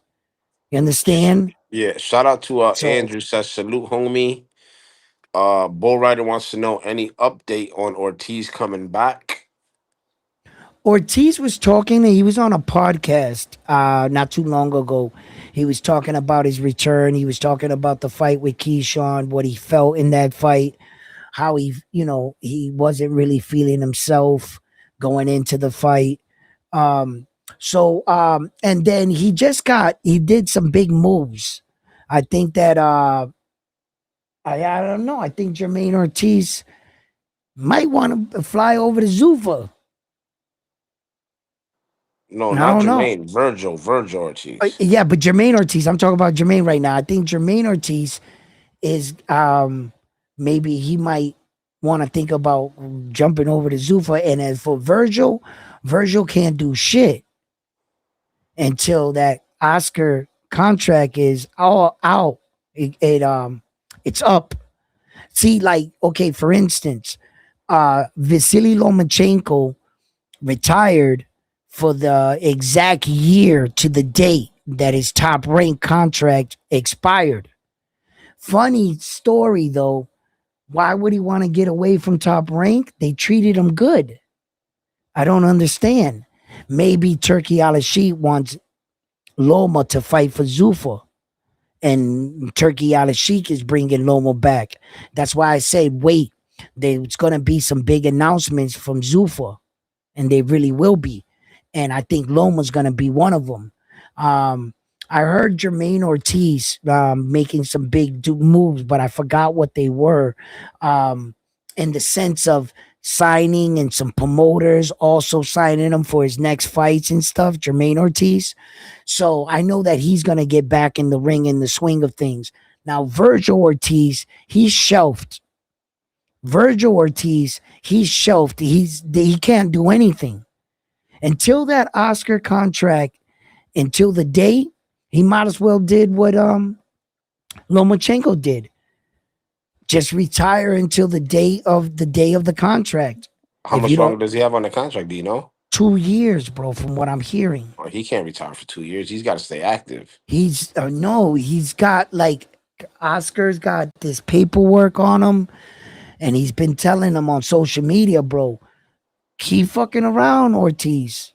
You want to get shelved for the rest of this year? I'll shelf you. And fuck around, it'll be longer. And Oscar made those threats public. He publicly came out and spoke about it. Not sure if it was one of those clapback Fridays or if it was just a video, but I remember seeing it. And him telling Virgil, yo, Virgil, it's not too late to fix this. Just come back, we'll fix this, I'll have you another fight. And Virgil's fucking lawyer said no. Virgil's lawyer is having a pissing contest with Golden Boy, and it's costing Virgil his career. I would just fire my lawyer. Get you out of the fucking situation and go back and talk to Oscar De La Hoya. Try to work this out. You gotta go, bro. You and all these motions and shit, trying to get money out this dude, none of your attempts have worked. You guys are You know how much acting that's like, just costing Virgil too without making a bro, dollar? you trying to shake down Oscar De La Hoya? What is this? Fun Truck Like, wants the link. so I don't know. I don't know. I The think the that Woo I the Woo think that says Go ahead. Yep. My bad. No, go ahead. Go ahead. I just think that Virgil needs to get out of this situation somehow and get back in the ring. It would be more beneficial to have him in the ring financially and active as a fighter so that you're not away from the game and it doesn't cost you, because if he takes a long time, let's say the year or a little bit more than the year, and he comes back, and what if he gets stopped? You gambled all that to get out of there, to come back and get stopped and get a bigger setback. That would be the ultimate fucking smack in the face now, wouldn't it?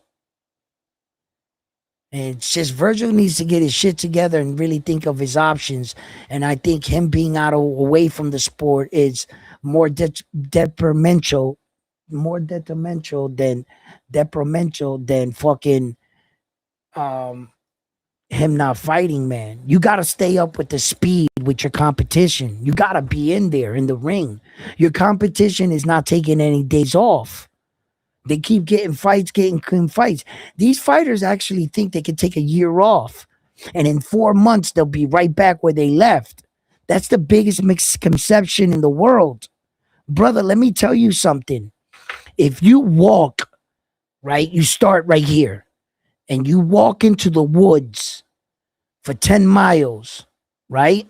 How far do you think you got to walk back to get out of the woods? 5 miles?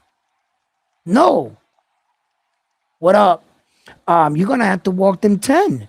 So it is what it is. What up, Fun Truck? What up, baby? How you doing? What's going on, fellas? What's going on? What's happening? Just listening up. Virgil Ortiz is going to be benched for about what 2 more years. Shame on Virgil and the manager Rick, especially him. Fuck him. Yeah, He's the well, one. And I think that it's Oscar has like a personal vendetta against Rick, and because Rick is so full of himself, bro. He's done Mikey Garcia dirty. Um, and I think one other fighter that recently, Virgil Ortiz. Fuck, I forget the name. remember Rick Meridian was the fighter that sued Golden Boy for Canelo. So I was in the room with Rick, because he's local. Yeah. He's local here in California. He was wearing shades indoors in a room full of like 20 people, and I never really liked that about him. I thought that Yeah. he thought that he was hot shit. Yeah. Like I think it's a little strange, but that was my first impression of him in person. It was the Right. day that Sandor Martin fought Mikey Garcia in Fresno. Remember when Devin Haney and Teofimo they sized each other up? They had a face off. Right. That was that night when Mikey Garcia lost to Sandor Martin. Mm. How about that? Mm. Mm. How about that? That was like fucking 5 years ago. Man, we still haven't seen that fight get put on. Yeah, but now Virgil Ortiz's career is sidelined because of this pissing contest going between Virgil's lawyer and fucking Golden Boy. And it's not making his case look any better when we see that Jerron Boots Ennis and Xander Zayas is going into one of their biggest matchups. You understand? And Yeah, they're having the big fights. And now you got to sit at home watching the big fight, rather being a part of it, yep, So, yep, yep. It should have been Virgil. It should have been Virgil and Xander, Virgil and Boots. or Virgil and Boots, that's what it should have been. And he should be cashing in on this and proving to the world that he is that guy. Instead, he's going to be sidelined and he's out of the picture, Yeah. you know, How and fucked how fucked is it when like we hear, oh, it's 95% complete between Virgil and Boots. And we know for a fact that wasn't 95% complete. I mean, I hate we were when they being do that. lied to. I hate when they say, it's a done deal, and the fight's far from a done deal. Like, look at Right. this. Now it's gonna be 2 years before they fight each other. And Oscar came out and said that he's not gonna work with Rick. And if Virgil doesn't leave Rick, then you're gonna see him inactive. I just said that you need to fire him to get your career back. You know what I'm Yeah. saying? To get They to need to hire me, bro. I can fucking make a couple calls. say, Hey, Fun yo, Truck. Bobos wants to know: Are you Mexican? 100%. 100%. 100. There you go. 100%. Yo, and he even could have got that maybe that Josh Kelly smoke, but Shout he's on out to Santos sideline. Boxing in the building. He's sideline. Virgil, I don't know, man. I don't know, but tell me what's your opinion and share with us, Fun Truck. I know you think that Xander is good, but you think that Jaron Butenis might be a little bit too much for him. Yeah, 60-40. But the size of Xander might play a role. Like, uh, yeah, Boots is going to be fighting somebody finally his size or bigger, and Okay. Xander's going to be the Latino boxer, and Boots is going to be the black puncher. That's a rare fucking style matchup in boxing, bro. Can you Well, name me another one where the Latino uh, is the boxer? well, it was an older fight, but I did get to see Hector Camacho fight Sugar Ray Leonard. And Hector Camacho was the boxer. Yeah, Hector Camacho was a boxer, Okay, and but Sugar Ray Leonard was you know, he's a yeah, boxer but he's too, a though. boxer He's a puncher. He boxer. had a great punch. Sugar Ray Okay. was knocking people out. Um, but well, let me see. Well, or a good. Well, that would be Mexican now, wouldn't it? Because it was Julio Cesar Chavez versus Mildred Taylor was a great fight, and Mildred Taylor had the American slick style. He was outboxing Julio Cesar Chavez for 12 rounds, and Julio Cesar Chavez knocked him out in like with 4 seconds left in the 12th round, and they Mhm. called the fight. And Mildred Taylor, Who called it? Who called who? the Richard Steele, stop he the stopped fight. the fight, and fucking us Julio Cesar Chavez ended up winning. But it was said if Mildred Taylor, if the referee would have let it continue to go on, if he would have stood up, he Mhm. wins the fight. All right, are you ready? I'm Okay. about to cook. So that is boxing in its entirety. You can be down on the cards, 12 rounds, Julio Cesar Chavez, but you all you have to do is fucking put yourself in that position to land that punch and let the referee stop the fight. And sometimes, like, and look at the trajectory of Meldrick Taylor's career after that fight and how it happened, and they rematched, and it just went downhill when it really should have been the other way Right. around, right? He should have been goaded for putting a clinic.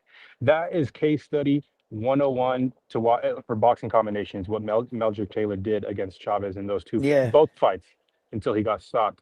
So, and I want to point out another example of boxing, bro. Sometimes you can try so hard and you can do everything in your power, like Meldrick Taylor, and things are out of your control. And another example is when Tank took the knee against Lamont Roach, that stripped so much from Lamont Roach. Like Lamont should have been the guy to beat the boogeyman, have to give in Tank his first loss. But no, the referee, for some reason, fucking brain farted in the ring and didn't call it a knockdown, and took everything, all that validation away from Lamont Roach. But sometimes boxing is like that. You can try your absolute hardest, but shit's out of your hands sometimes. Well, just ask David Morrell. David Morrell was up on the scorecard versus Zach Chili the other night, and he was winning the fight, David Morrell, and he got stopped in the 10th and final round, got knocked out. And sometimes, you could be boxing, you could do everything right, but you got to stay the course the entire fight, and you got to stay focused, and you got to know how to fend off a desperate man. Zach was desperate in that fight against David Morrell the other night, and he knew he was down on the scorecards. He knew what he had to do, and he was willing to go in there and exchange with David, and he caught Yeah. him. Hey, there's a lot And of underdogs that have been winning lately. I think there's like yeah, a bunch on Zuffa, yeah. But I want okay. to show you real And how quick. about that comeback? Well, I don't wouldn't say. What do you feel? Oh wow, what a scenery! What a scene! What a view! That's California right there, huh? That's California, baby. Palm trees, Yeah, that's man. Listen, that's lit. that's dope, man. I gotta go out there. It's cool. Yeah, I'm just finishing up the workday, tapping in round one, Oh fucking yeah, that's what's up. boxing talk. Where you at? A university, college? It looks like. Where were you at? A park? No, What? no, What's no. that? I'm working. I'm working. Oh, you working? You But working? yeah, well, I finished. I Living the ran parts. dream. Living the dream. But hey, this weekend, I want to talk about Keyshawn Davis. Yes. Yeah. Keyshawn Davis threw a fucking shutout, and people are still not satisfied, including me, sort of. Um, but that guy, I don't know if not here won a round other than the round he got tackled in. He was clinching a lot the entire night. It was a lot of clinching. It was very ugly boxing, and not one referee gave a fucking hard warning, let alone take a point, other than the tackle. Like that's really bad refereeing, man. You gotta. Man, that was WWE in that ring. He body slammed that man. They should have took a point for that. He steered Keys- him up. Yeah, Keyshawn he did. showed in the fight when he really wanted to show up to fight. All he needed to do was framework against Albright, and it showed when in the 10th and 11th round when he really wanted to like put the Beats by Dre on him. Whenever he wanted to step it up, and I just think that Keyshawn, he looked like he didn't want to be in there. Like he just looked like he couldn't be bothered with the fight to entertain the fans. And I felt my frustration because of that.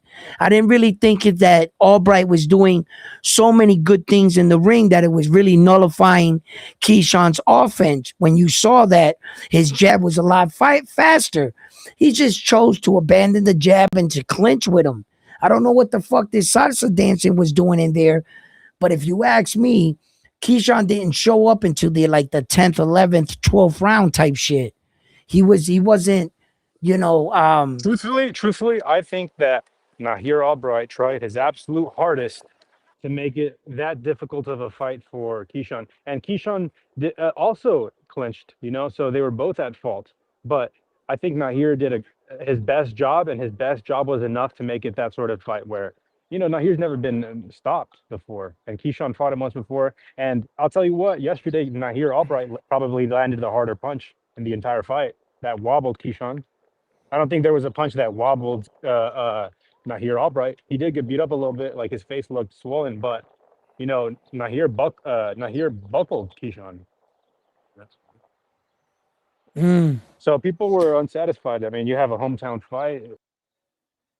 right. Hey, I wanna show something real quick to the guy in the chat that said Sugar Ray Leonard wasn't a one punch knockout artist. That he said that he was a combination puncher. That's what he said he was. Hold on.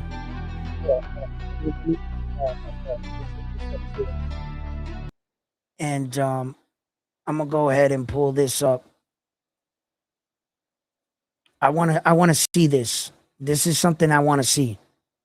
All right, here we go. This is Sugar Ray Leonard. My man said that he didn't have one punch knockout power, right? Okay. Let's check out Sugar Ray Leonard. For educational purposes, we are checking out Sugar Ray Leonard highlights. Damn, come on, baby, play for me. Damn, that looks like a combination of punches, though. Let's check them out. Hold on, let me get Fun Truck back up here. Damn, I wish this shit would play like this. I want to see his. That Sugar was sweet, man. Man, that was.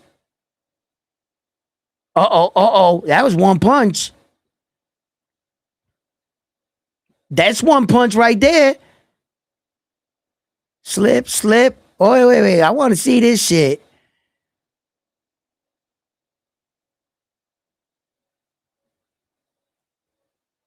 One punch.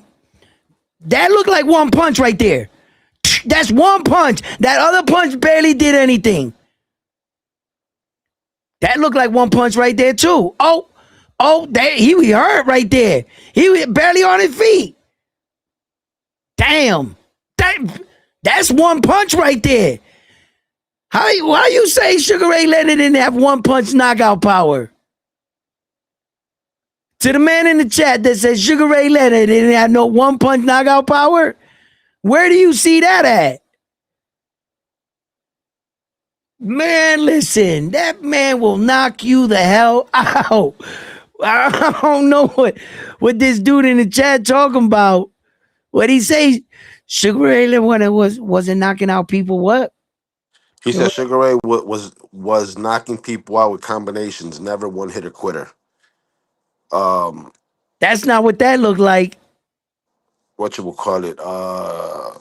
Kermit said Virgil and Golden start arbitration July 14th. Bobo says, wait, no, where we at here? Santos, read that. Bobo says, no, he wasn't outboxing Chavez. Xander's looking jacked. Fight night, be closer than we thought. 45-55 for Boots. Says Santos. Bobo says, casual take by Edwin. He's outboxing him, but he ends up in the hospital for weeks with major injuries. Yeah, right. He's talking about the Chavez versus that dude you was talking about. Mildred Taylor. Yes. Mildred Taylor got his ass listen. Mildred Taylor's face was looking like what Julio Cesar Chavez's face should have been looking like from the whooping Mildred was putting on Julio Cesar Chavez. But that dude's face is made of leather. Julio Cesar Chavez's face, that shit is made of leather. His chin was made of iron, like steel. To put that man down in his prime was crazy. But Mildred Taylor outboxed Julio Cesar Chavez all 12 of them rounds, hands down. I don't think Julio Cesar Chavez, he made it won like 1 or 2 rounds. He started like breaking down Mildred. I remember I strike that, I take that back. He started breaking Mildred down too. Yeah, like 10. He was really beating on Mildred. But Chavez's punches seemed to have way more effect. Mildred Taylor's eyes were like this. He was rocked. That last round, man, he was really holding on by a thread. That shot that Julio Cesar Chavez hit him with, it literally looked like Julio Cesar Chavez was in the first round. His demeanor when he came out, the speed he still had, go back and watch that fight. It looks like Julio Cesar Chavez did not fight 12 rounds, but Mildred Taylor's body was showing the effects of the fight. He was fatigued. His face was showing he was in a fight. This fucking monster, this Mexican fucking monster, and fucking Julio Cesar Chavez, because that's what he was. That had to be frightening. To know you hit this guy with every shot, your best shots, best combinations, you did everything right. And this motherfucker acts, as Julio Cesar Chavez, act like he answered the 12th round like if the fight just started. That had to be frightening. He showed no signs of fatigue, no signs of wearing down, nothing.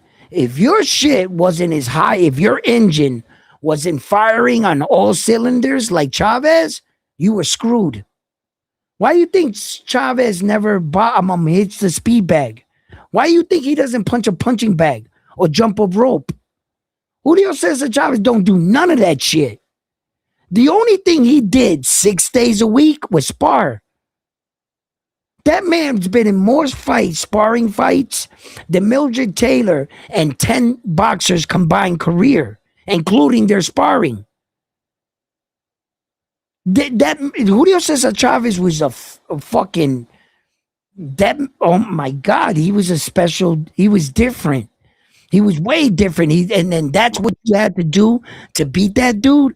That was a crazy assignment. Mo Brain says Wilfredo Benitez was the boxer. Thomas Hearns was the puncher. Yeah, Wilfredo Benitez was the well, okay, yeah, I'll give you that one. I'll give you that because I was gonna say Sugar Ray Leonard, but Sugar Ray Leonard was the boxer puncher kind of dude, you know. Yeah, he said that too. He said Leonard was also the puncher versus Benitez. Yeah, you know what I mean? He was a big puncher. You gotta give Sugar Ray his punching power. He had punching power, bro.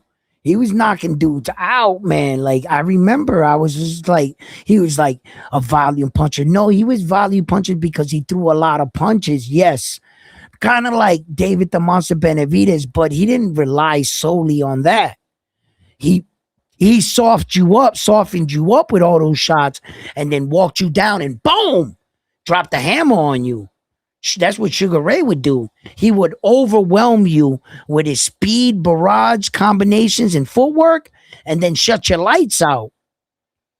So I know Sugar Ray Leonard had a big punch. He had a big punch. So I don't, to say he didn't have one punch punching power, I was like, not sure about that. If you fucking made a mistake and put your chin up like that, Sugar Ray would knock you out with one punch. Yes, that's what I'm saying. Yeah, don't be a fool and go, "Hey, Sugar, look, he's gonna knock you out." Jason says Chavez put crazy pressure on his opponents. Bobo says, Dímelo Corillo. What up? What up? Chavez was just a frightening of a fighter, man. That you always got those kind of fighters, like a Subriel Matias type dude. Subriel Matias, who is a bit more levels below that kind of intensity, but más o menos. You know what I'm talking about, right? You got your Esau Pitbulls, cruises, lowers their head, rock'em sock'em type dude, always throwing hard punches, the entire fight. You got different styles, but today's Mexican fighter is evolving.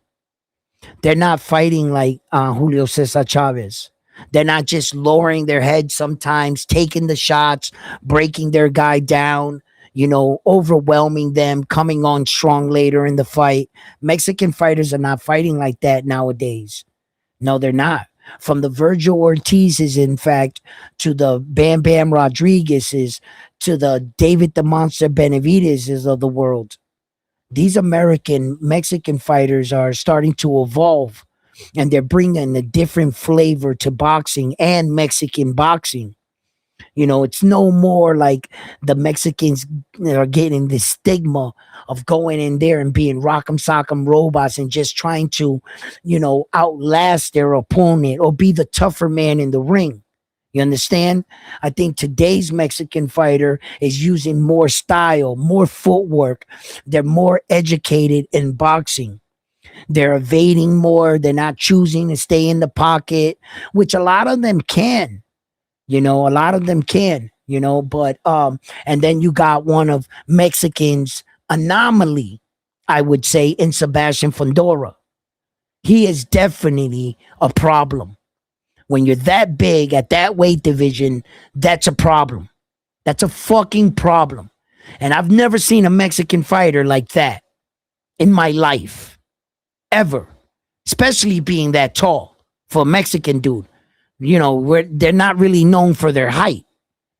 But these American Mexicans are changing the game. They really are. In every way. These American Mexicans are different. And I'm noticing it. And I like change. I like change. I like the styles that these younger fighters now, and the approach that the Mexican style seems to be changing. And it seems to be for the better, because I can't argue with the results. I can't argue with Bam Bam Rodriguez's results. I can't argue with Sebastian Fundora's results. I can't argue with a lot of these newer generation Mexican fighting. So, I'm very aware of, the the way boxing is progressing, and the changes in boxing and styles. Where you're starting to see a lot of boxers take a lot of notice in that pendulum step that the Russians, the Ukraine, like Vasily Lomachenko, and how effective it is. You see Naoya Inoue that he's starting to do that. You see it. He has that bounce, that in and out, like this, Hey, that darting movement. speaking of results, what do you think about the new WBC champ at 105? Wow, that was shocking. I learned about that. Melvin Jerusalem He lost. lost. his M- WBC He lost title his WBC title. versus Q's That's the KUSE. second time they fought, right? Second time, the first one Melvin won by UD. Right. Fought him again and lost the WC belt. Okay. Now, one thing I gotta know. That was a mandatory, was it not? So that I don't know. I don't know if it was a mandatory, if it was a rematch clause that Because if you was shot the rematch claw, there it goes. There's no rematch claw over the rematch claw. correct. That's it. That's a done deal. So if you shot the rematch claw, if you were the mandatory, there's no rematch claw for the WBC. You only get Well, one shot. if you look at the rankings, Fuse actually is ranked number 2 in the WBC.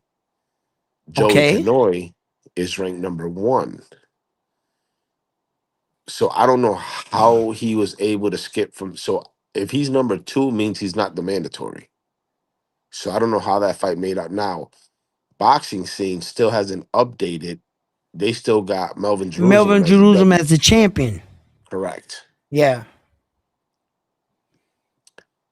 So it's gonna be Do you interesting, think we'll get the fight? Yes or no, frontline? Spit it out. dude. I Are hope we in a so. better place, yes or no, by him losing the belt or winning the belt? Do you think we're getting a shot? Because that's all I want to know. You know that's what it is, frontline. I Are we hope going to so. get our shot at that belt? Yes or no? Well, the good thing is that if we don't get the WBC, we're definitely getting the IBF. So either way, Collazo is gonna unify. I mean, granted, Jesus Hado was a stay busy fight for him.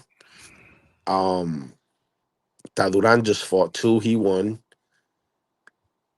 Hopefully this Kuz guy wants The to one that just unify. won the belt, you think he'll fight Yes. him? You think he'll fight Oscar Collazo?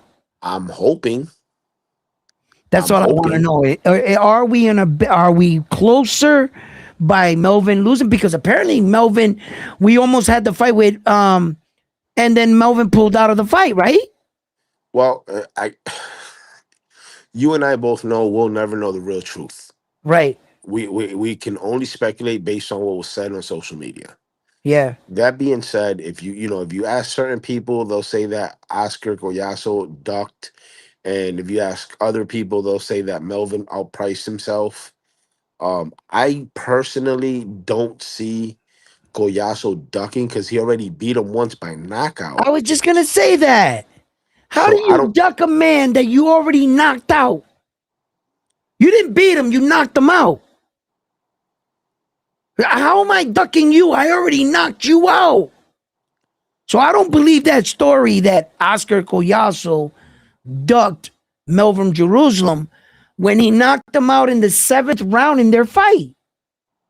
It was a And 12 then, round fight, yep, and he knocked him out in the 7th. correct. So Oscar Collazo is not ducking Melvin Jerusalem when he knocked him out in the 7th fucking round. I believe Melvin Jerusalem priced himself out. That's what I'm thinking. I'm thinking the same thing. But again, we'll never have solid, Well, I'm unless it definitely not comes. going on the first theory. Not when bro. How are you gonna say I'm gonna? Let's just say this front line. You fight a guy, you knock him out, and then a couple fights later they say you're ducking the guy you knocked out. Does that make Exactly. sense? It doesn't make sense at all. Okay, I'm not going with that story. If I actually knocked you out not too long ago, we had a 12 round fight. It's not like Hey, any more rounds would be added to the fight. It would be another 12 round scheduled fight. Mo Brains, you don't stir no shit up. What's he saying? What's he saying? Uh, What's Mo Brain saying? he said, "Damn, fun truck. They called your boy a stay busy fight." No, it was a stay busy for Collazo, Oh, yeah. but for Hado, it was a title shot at 2 belts. That's right. That's So right. you know, Oscar took that fight. He didn't have to. He gave somebody a shot at 2 belts, Yep. 3 if you want to include the ring belt. Hmm. But it was in actuality, the fight with Melvin Jerusalem didn't go through. So they weren't gonna let an opportunity go by to not stay active. So Yeah, they took and that fight. shelf, right. And We shelf. call it a stay busy fight. It doesn't mean that, No, but Jesus Haro's trash, Hado because it's came in not. there on that the time that they gave him. Remember the time Yep. frame? Yep. He comes in there, and I think he actually did good. I think that the kid looked good. It's just that there's levels to this, and Oscar showed why he's a unified world champion. Yes, good experience for the young man Hado. Good experience for him. I'd like to Um, see Haro again. yes, I'd like to see him again because I know that with those skills, he just needs a little bit more. I think, had it been anybody else other than Oscar Collazo and maybe some of the champions, I mean, this kid beats anybody else in that weight division. For He sure. beats anybody else. What I So do he want just to needs to ask, stick to it. He I might want to be champion one day. I want to ask Fun Truck, with all sincerity, what was it that made him quit? Was it too much pressure? Was it the body shots? What was it that made him say It's them body shots, no bro. more? It was apparent. Them body shots sucked the life out of that kid, Harold. Them body shots um played a toll, man. It really Yeah. did that. It was he was too much for the young man, but the young man had good movement, good placement of his punches. He was fighting at a pretty decent level. It wasn't At a like, decent pace too. He yeah, didn't and at slow a down for decent shit. pace. Yeah, he was doing good. Oscar the champion just proved why he's the champion. That's all. That's just the bottom line. But the kid did some really good shit in there. He's got potential, and I could see talent. And I'm telling you, I see talent in the kid, the young man. And to be honest, after that fight, I didn't know who he was at all. I had no clue who this kid was. And No, after that fight, I became a fan yeah, yeah. because, He and did it's because not of what he looked like. exactly, You know what I'm exactly. saying? Let me tell you something right now. The kid didn't shy away from Oscar. He made Oscar He beat met him. fire with fire. Yeah, he met him with fire. He didn't go in there. It didn't look like he was trying to survive or anything. That kid was actually trying to win. He And I just can got say shut he won a down. couple rounds too. Yo, and he was just in over his head. And Oscar had to prove that there is levels. But as far as his will, his determination, what he did in the ring against Oscar, the kind of fighter that Oscar is, and the way we review him, for God's sake, we're talking Oscar up on the pound for pound list, aren't we? And in some people's pound for pound list, he's down at the bottom, but he's on the list. That's how skillful they're viewing Oscar Collazo for what he's doing overall as a whole as a fighter. The adjustments, the ring IQ. He was just a bit, too much for the kid. But the kid wasn't like you put that dude in and shit in a world title fight, right? And it's like you can obviously see they put this guy in with like a tune-up, a cab driver. And the guy goes in there and starches the dude. And you're happy for your champion to get the win, but secretly you're like, that guy wasn't on his level. So secretly you might be saying, yeah, you did that to this guy.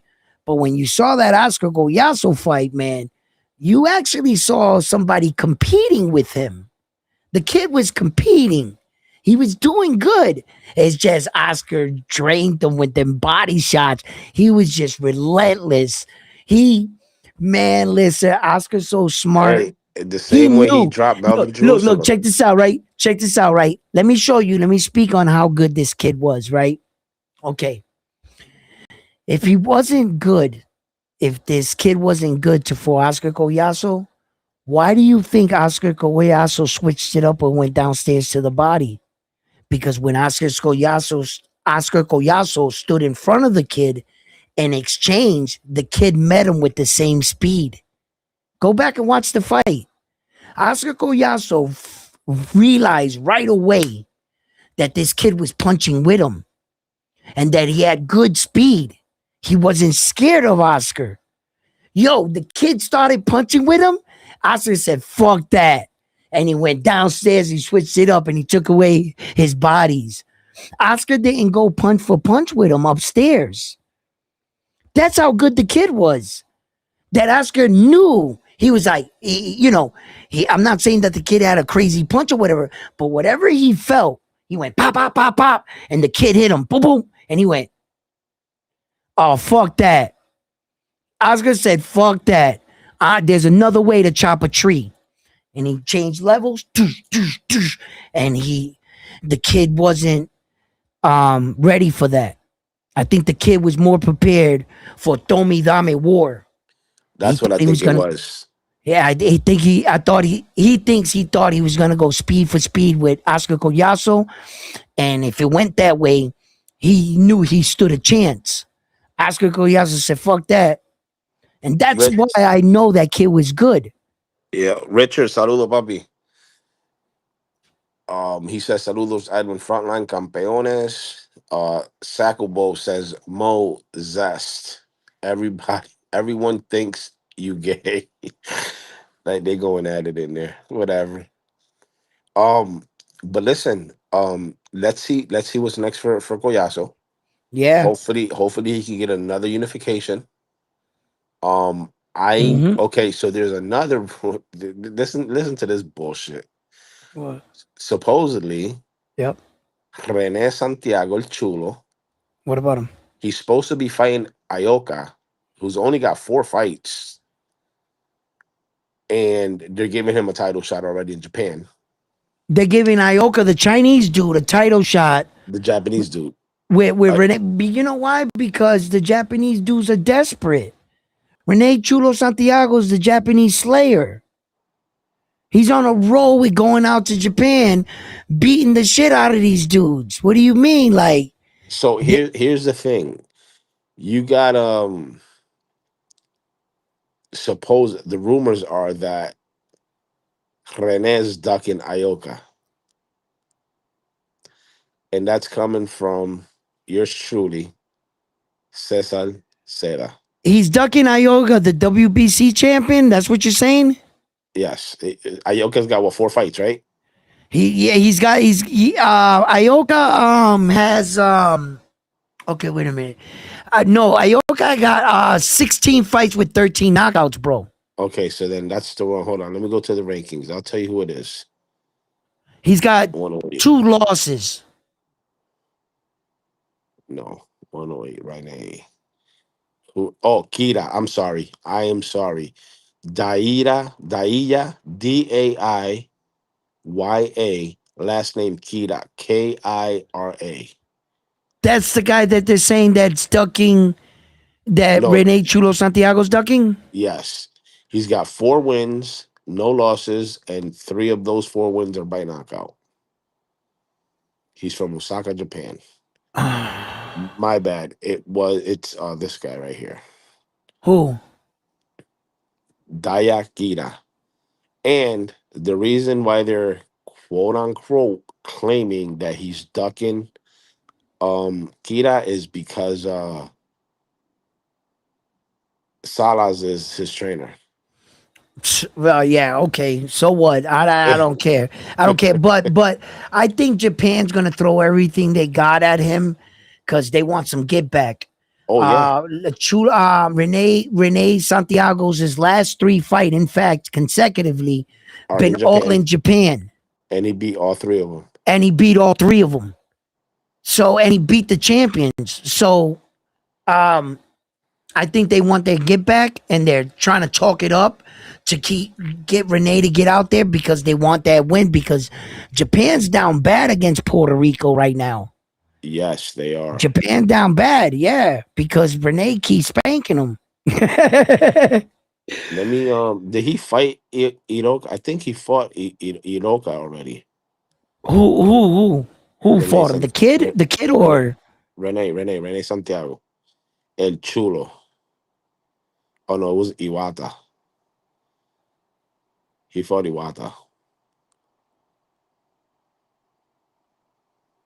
Rene Chulo Santiago already fought the WBC champion.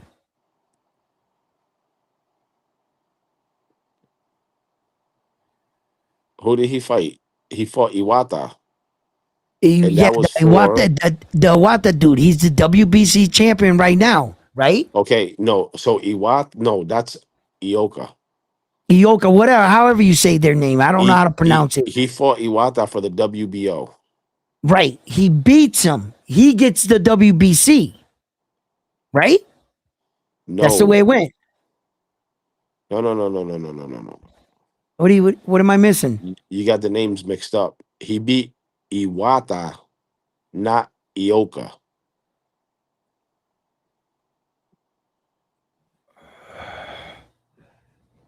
What the fuck? What are you?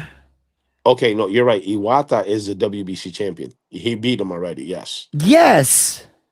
Yes, that's what I'm but saying. Iwata became champion after he lost Right. He had the to WBO. He loses it to Rene Chulo Santiago. He goes out and wins the WBC. yeah, and he Now beat he's the who the did he beat for WBC. the okay, so he beat the guy that's from Thailand, I think. Yes, the guy that he beat CP Freshmart, the guy that Goyaso knocked out.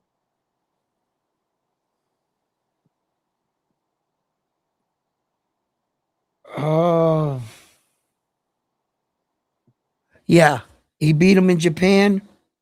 Yep, and then he beat well before he got to him, he had a tune-up fight, I guess, against Edwin Cano Hernandez, which is Hernandez. The Mexican guy. Yeah. Yeah. Yeah. But what I'm saying to you is, see, that's why they want get back. That's why I was saying Japan might want some get back at Rene Chuno Santiago because they've been throwing all their best fighters at him and he's been beating them. Then he beat his last three fighters in Japan. But this fighter, the WBC champion, they want they get back because Renee's already beaten this guy. You know what I'm saying? So like um it won't be a Japanese fighter that beats him, but it'll probably be the fight will probably be in Japan. They'll get to witness it and laugh, type shit. Because Japan wants to see him fall. They don't. They don't. They must hate this man, right? But Bro, think about it. He keeps going to Japan and beating their guys, taking their I'm belts. thinking about the situation. It might not. Yeah, it could be this. It'll probably be in a Japan card. They could put some other Japan fighters underneath, but I'm pretty sure there's a lot of fucking Japanese fighters that want to see him fall. You know, they want to see him fall. And plus the best money for those kind of guys is in Japan. That's like the Las Vegas of it all, right? So you're Well, gonna for the want your lower fight weight out class, there. yes. Oh hell yeah. Japan is like fucking Vegas out there. So look, Yo, shout out to Julio Colon checking in from Facebook. He said, "What's up? Without Lopez, another undefeated great fighter. Go Puerto Rico." that's what's up. Richard said, "El Chulo Santiago, el rey de Japón." Yo, Sacco man, says, he "Get got it back." out the mud. Yeah, he says, "Get back." Question: Japan is superior to Puerto Rico boxing at the moment. Negative. Well, okay. Well, It hold depends. up. Okay, yeah, you. It depends on how he puts the statement. But as Yeah. far as Puerto Rico versus Japan, Japan is not superior. We've been beating Japan. Now, overall, I can see where you say that Japan is superior to Puerto Rico boxing at the moment.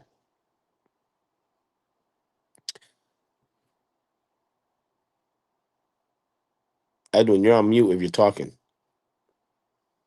Okay. You guys are so astonished about going in Japan and winning when Mexicans have been doing it forever. No. Sackle, go look at the last fight that your boy was literally crying, crying on the referee's shoulder. And then after he cried on the shoulder, he went to his trainer and cried back to the corner. Hey, Mexico okay, as of right down now, bad. check this out. Wait. I'm sorry, I didn't mean to break you up for line, but check this out. As of right now, I think Japan has about 6 champions. We got like 4 or 5. Like we're like slightly behind Japan as far as world champions. Yes, Japan has more world champions, but as far as big boy weight division, Japan doesn't have any champions above 126. Is it? What other 122. Chinese champion, I've been saying Chinese, Japanese champion that 122 is the highest. is the highest. We got champions at 154 unified. You guys got Japan got undisputed, yeah, which is way better. Yes, I'll give them that. But But it's only their one guy. highest champion right now is at 122 pounds. That's it. So, we got a couple low champions right now, but as far as Shakur Stevenson and Xander Zayas, they're leading the way for Puerto Rico right now. So Shakur Stevenson got a belt up there, and he's got multiple weight divisions. What does he got? Sacco. I hate to do this to you. Edwin, what was that guy's name that fought and was crying on the ref's shoulder? Oh no, the Mexican tier. I forget his name, bro. Sala madre. What I forgot who his was the main name, who was bro. Yo, he who, was crying. I got a video on it. I got a short. We could put it up. yes, please. So I'll Sacco, just I'll just play the short. Hold on, let me get it. because he says Japan and winning when Mexicans have been doing it forever. Play that short Yeah, for okay, but Sacco. hold on. Here, I got something else I could show you. Wait a minute. Here, how about did I take that shit down?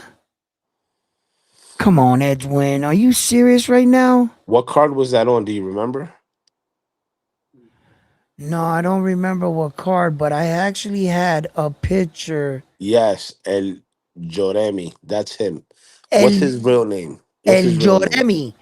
Hey, listen, hold up. I'm gonna go and I'm just gonna go to my channel and I'm gonna pull it up. But I also had a thing with all the belts in the countries. Yeah, Puerto Rico was in 5th place, the last place, but we weren't far behind, bro. We're doing our thing. We hold our weight in it. Here. Let's see if we got Joremi's here. Let's see if we can find this right now. And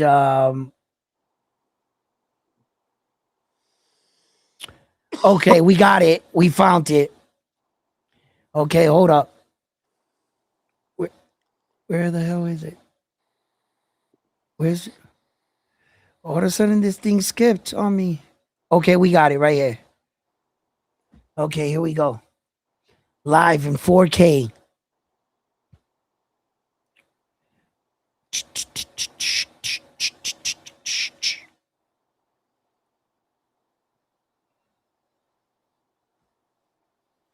Wait.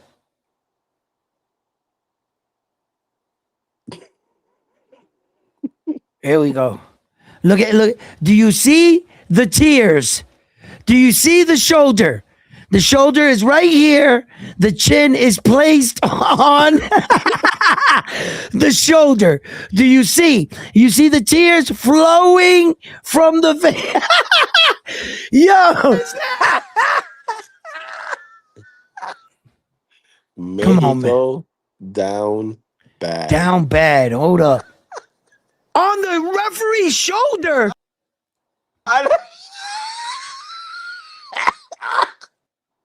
Yo, I ain't shit. Oh yeah. Look, what? Watch. No, it gets better. Come on, man, video.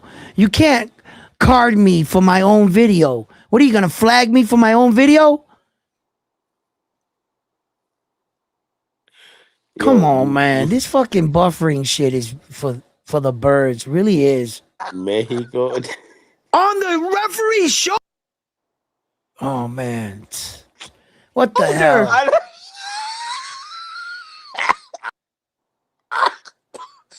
Oh yeah.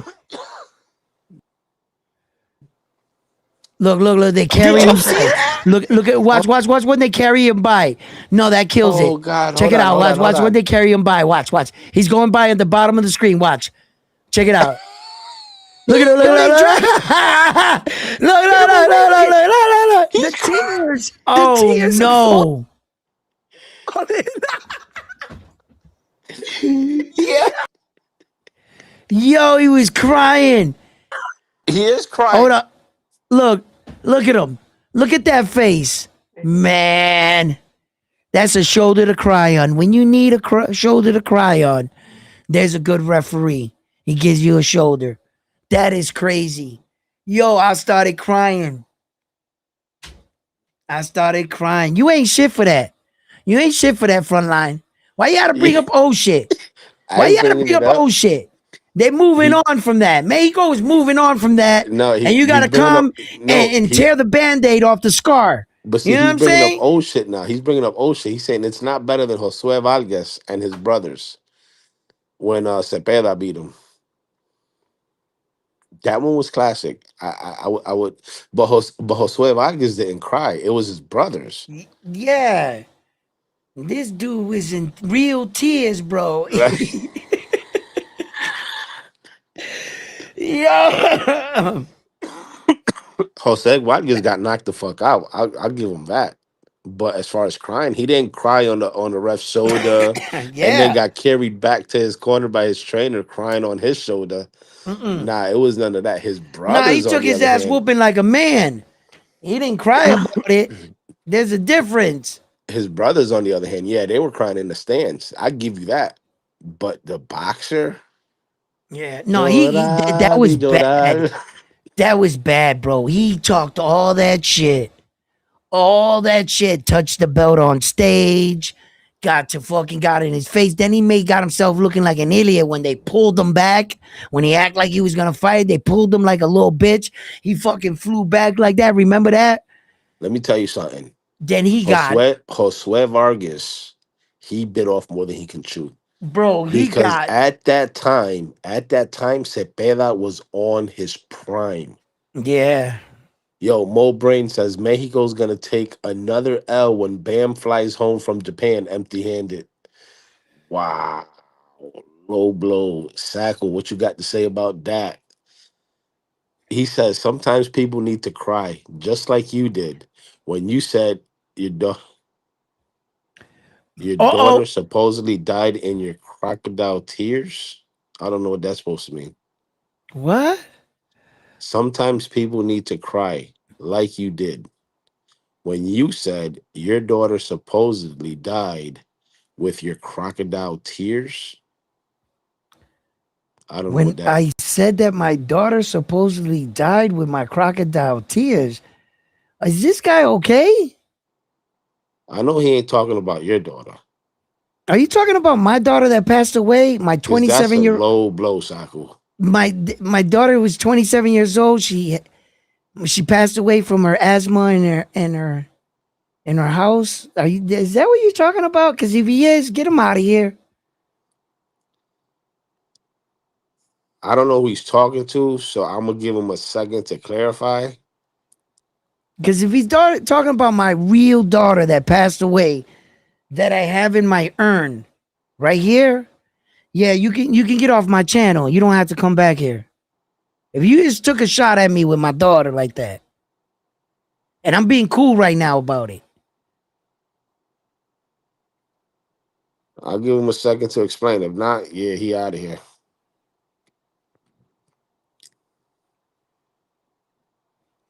Saka, one thing, if you're new here and you ain't know, one thing we don't do here is, we'll talk boxing shit all day back and forth. Talk shit about Puerto Rican boxers and shit like that. But family, mothers, fathers, daughters, kids, grandmothers, we don't do that shit here. We try to be respectful. Yeah, we'll take shots at countries and shit like that back and forth. Puerto Rico versus Mexico, Mexico versus whoever. But bro, that's a low blow. If that's what you intended to say.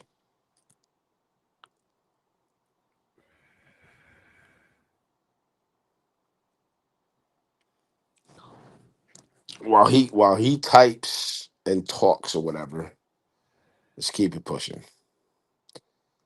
Yeah, unless he was talking to Mo Brains, I don't know because Mo Brains is the one that said Mexo taking another L. But no, because he's saying sometimes people need to cry. I don't know. Hmm. I'll let him explain himself. Yeah, nah.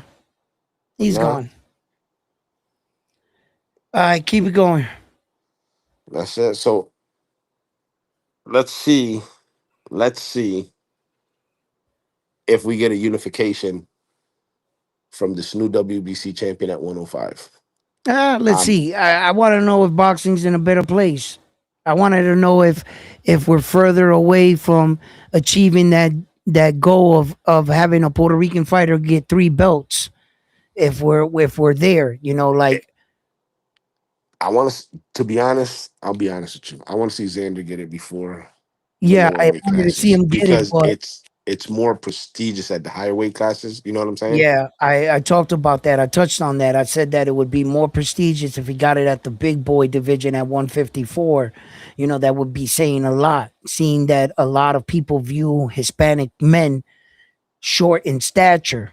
When you're starting to get it in the big boy divisions and up, it really says a lot about, you know, um, the way you got it in the big boys. So I think that Xander has the best opportunity, but I'm getting a bit nervous. And why do I say that? I think that Xander Zayas is getting big, man. And I'm looking at him in his training videos and I'm saying to myself, is this the last time we see Xander Zayas at 154 for the Jerron Boots Ennis fight? You understand? And Chain with the $20 super chat. hold on, let me get this thought out. And so I was wondering if, in fact, this would be Xander's last fight at 154. I thought, just hopefully he would stick around to try to get either Sebastian Fedora in the ring or Josh Kelly if Josh Kelly remains champion by this time, this period in time. Um, so, yes, I would love Xander to get it. My question is, how much longer can he make this wait? And would he be sacrificing a lot just to stay here, in this weight division? You understand? So, yeah, yeah, yeah. And what's up, Chang? How you doing, brother? Chang said, "Yo, Salute. boys, Loma is back. Man, cry is not a sign of weakness. Far from it." it's Mo not says, it's not a cry, a sign of weakness, right? But the little rivalry and shit talking we have here at Round One Sports Talk between us Latin dudes, it's all in fun humor. In actuality, our opinions, all these guys that go in the ring are warriors. They're all warriors. And fighters cry for different reasons. If we're being serious, me and Frontline are just trolling here. You guys know this, right? We're just having a laugh when they say like fighters, Puerto Rican guys take a Puerto Rican knee, just taking jabs. But that's not our perception on these fighters. Neither are our perceptions. No, it's not. We value all these fighters. And, I don't know if some of these guys just got to this channel or it's new here, but we take certain jabs at each other just to troll, just to laugh and stuff, and to boost the fights up between us. Because here at Round One Sports Talk, we're men, ain't we? And we have the freedom of speech, right? And you have the freedom of your jokes, your one-liners, etc., right? But I hope you value these fighters. That young man went in there, he cried because he tasted defeat. I seen Rolly cry in victory. I saw Rolly crying after the fight when he beat Ryan Garcia. And those were tears of joy. So, no, I'm not here to argue the fact it takes a big man to cry, but it takes an even bigger man to laugh at that man crying. Taking shots, baby. Taking shots. Mo Brain says, Colazo is already a ready-made product. If Zayas wins, that's a high-profile star-making performance. Listen, if you go back, Edwin and I have talked about this. We've always said it. Xander's toughest fight at 54 is Jerome Butenis. Yeah, We've it always is. said it. It is. We've always said it. I personally has said that if he was to get in the ring with Bakram, if he was to get in the ring with Fundora, if he was to get in the ring with Ortiz, I think, me personally, this is not Edwin talking, this is me, Zayas beats all of them. And in that same sentence, we've always said it. Boots is Xander's toughest fight. But here's the caveat to that. After studying Boots' resume, in reality, in reality, I think now, after looking at Boots' resume, I think Fundora would actually be Xander's toughest fight, not Boots. Okay. Okay. I see. I see. Okay. I think I've always said this. I've actually always said it. I said that Fundora is a problem for any fighter, bro. I don't care who it is. I told you guys when we were witnessing that fight against one time Keith Thurman, I told the boxing public, I told you guys, I said, yo, Keith Thurman is going to experience thing in this ring on that night that he's never experienced. And I knew he was. I knew that Keith Thurman, I don't give a fuck what these guys were saying. What sparring partners were you bringing in that were 6'6" that can box? And if you found a guy that big that can imitate Sebastian Fundora, fuck training with him, sign him. Sign him. Because that anomaly right there is rare. And the distance management. Keith Thurman actually thought that Sebastian Fundora was going to wilter under Keith Thurman's name. That the one time Keith Thurman name was going to be too much for Sebastian Fundora. What did Keith Thurman say at the post conference, the fight conference? What did he say up there? Sebastian Fundora, you got knocked out. I ain't never been knocked out. And that's in the back of your mind. And when the shit gets deep, you're going to start thinking about the night you got knocked out. That's what's going to happen to you. Well, that didn't look like that, did it? It didn't look like Sebastian Fundora had any problems on whooping that man's ass. And he could not find his entry. Keith Thurman could not find an entrance. This man got an 80-inch arm reach. That's a wingspan of almost 7 feet tall. Sebastian Fundora, 7 feet tall wingspan? Are you fucking with me right now? If he learns how to stay behind his jab, it's a wrap. He's got so much attributes on the next fighter. It's ridiculous. He is truly Sebastian Fundora. He's a cheat code. He's a real cheat code in real life. And I've always believed this. I don't care that he got knocked out. Just because one man did it doesn't mean all of you can. Brian Mendoza hit that man on the button. And he caught him in an angle. And he also caught Sebastian Fundora at a weird time in his career. If I remember correctly, Sebastian Fundora never used his jab in boxing. He always got in on the inside of the guy and fought like a little guy. He gave away all his height, his reach, everything. And he always was rock'em sock'em on the inside. In that particular moment in Sebastian Fundora's career, he was learning how to stay long and use the jab in that Brian Mendoza fight. In fact, that was one of the fights that it was real apparent that we started noticing, wait a minute, Sebastian's using his jab? So he was more awkward in learning how to be defensively sound. He was in that transition from becoming another fighter and using his attributes. He got knocked out doing that. But since then, he's tightened up. He's been fighting better. He's got an understanding of how to fight longer.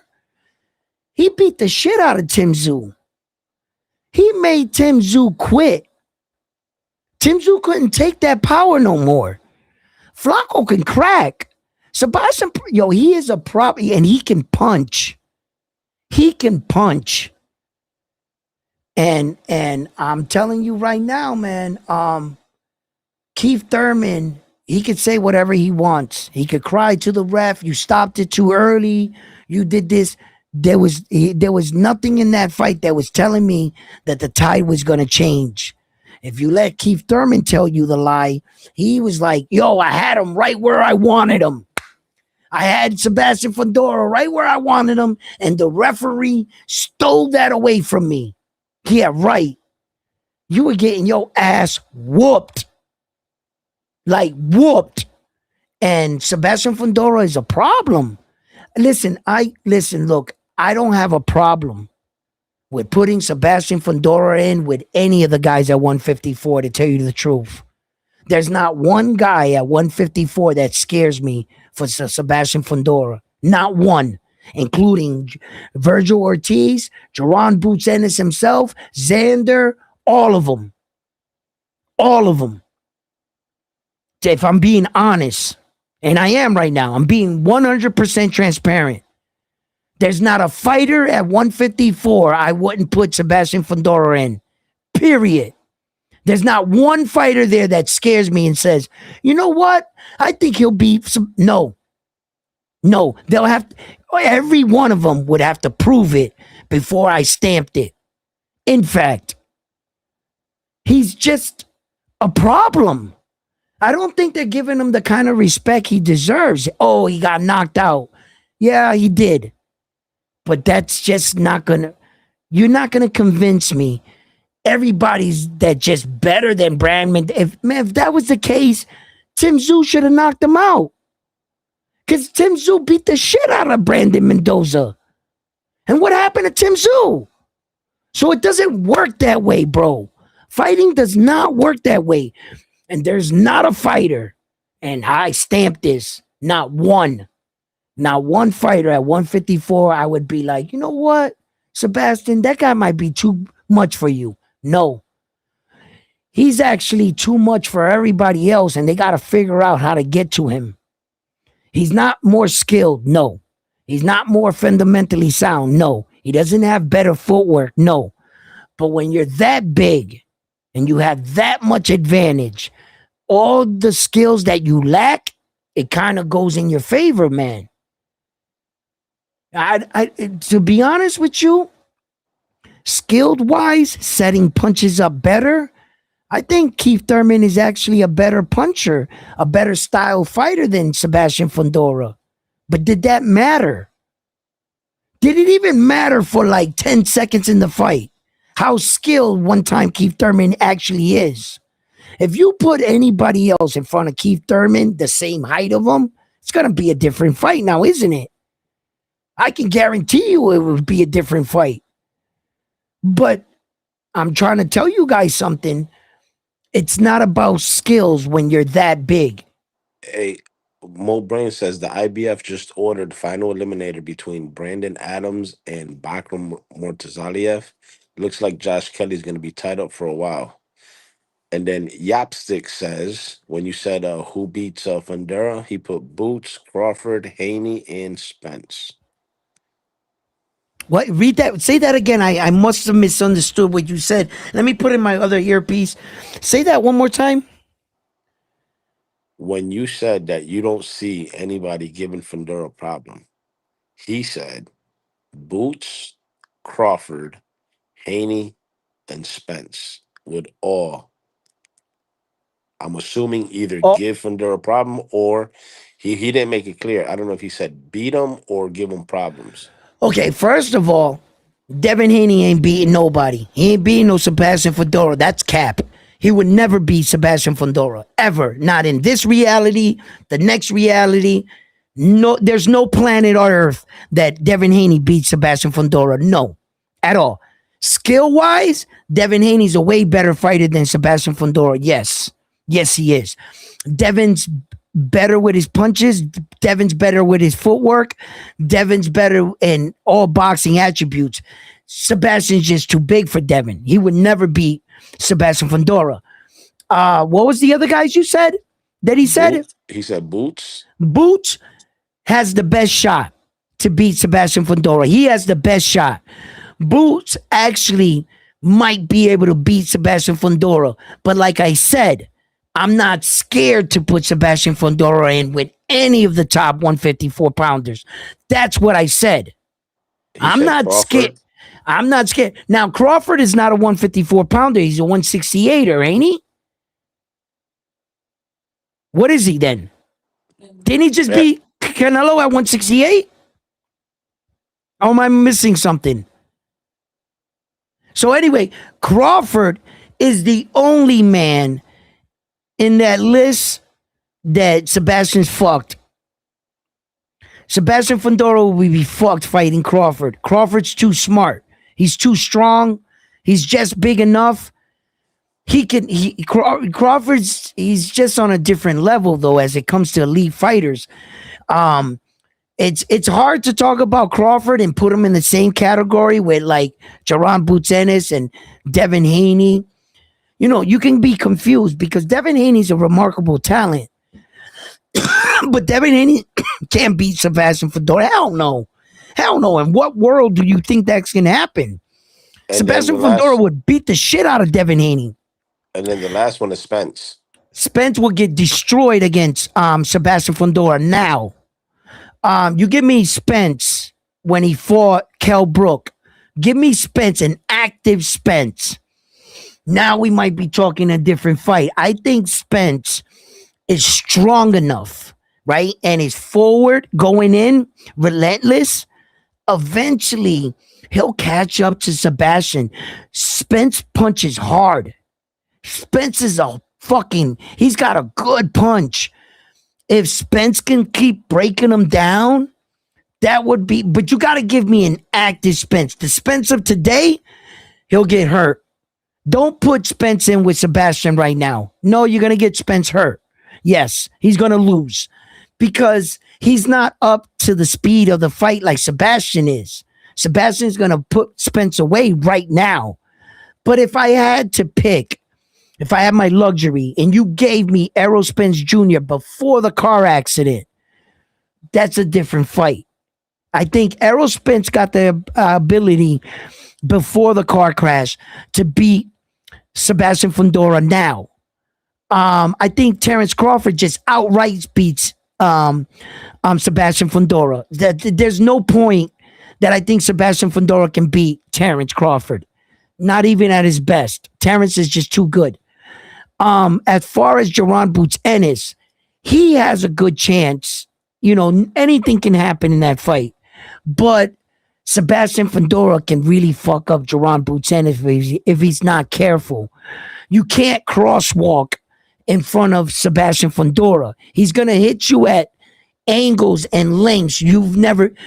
See, the problem with Jaron Boots Ennis is what he's going to discover, what a lot of fighters discovered against Sebastian Fundora, the thing that one time Keith Thurman discovered, that there are certain spots in a fight where you're safe. You're safe. He can't hit you if I stop here. If he cuts this way and I just shift like this, he's too far away from me. The problem with fighting Sebastian Fundora, when one time Keith Thurman did exactly that, where in a normal fight, he was safe. He was out of punching range. Sebastian Fundora was like, no, you're not. Pow! Pow! He was hitting him from a length that his boxing IQ was saying, I should not be getting hit right now. He went to shuffle, slip, and look in front of him. You're safe. In your mind, pow, no, you're not. And he was like fucked up about it. He was, wait a minute. And Sebastian, and especially when he extends the jab, that he gets those 6-7 extra inches, that he's not just throwing it from here. He's like, Now he's hitting you from like across the ring. That's not easy, my man. Sebastian doesn't have to be skilled. He doesn't have to look or possess the skills of Terrence. That would be frightening. You give Sebastian Fundora Terrence Crawford's real boxing ability. Oh my God. He would be a god. That would be just cheating. You can't give him everything.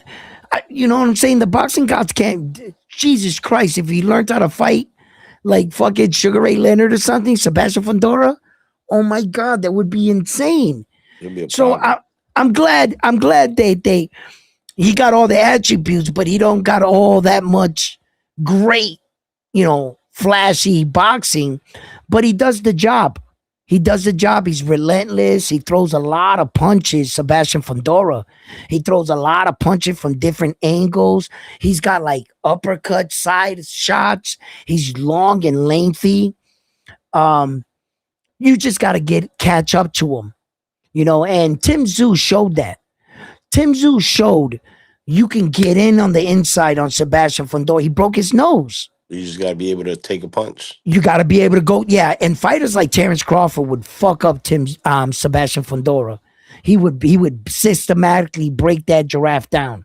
He's not beating Terrence Crawford. Now, Jaron Boots Ennis, that I would have to see, because Jaron Boots Ennis does a lot of things wrong with his footwork. He doesn't know how to cut the ring. He crosswalks in front of the guys.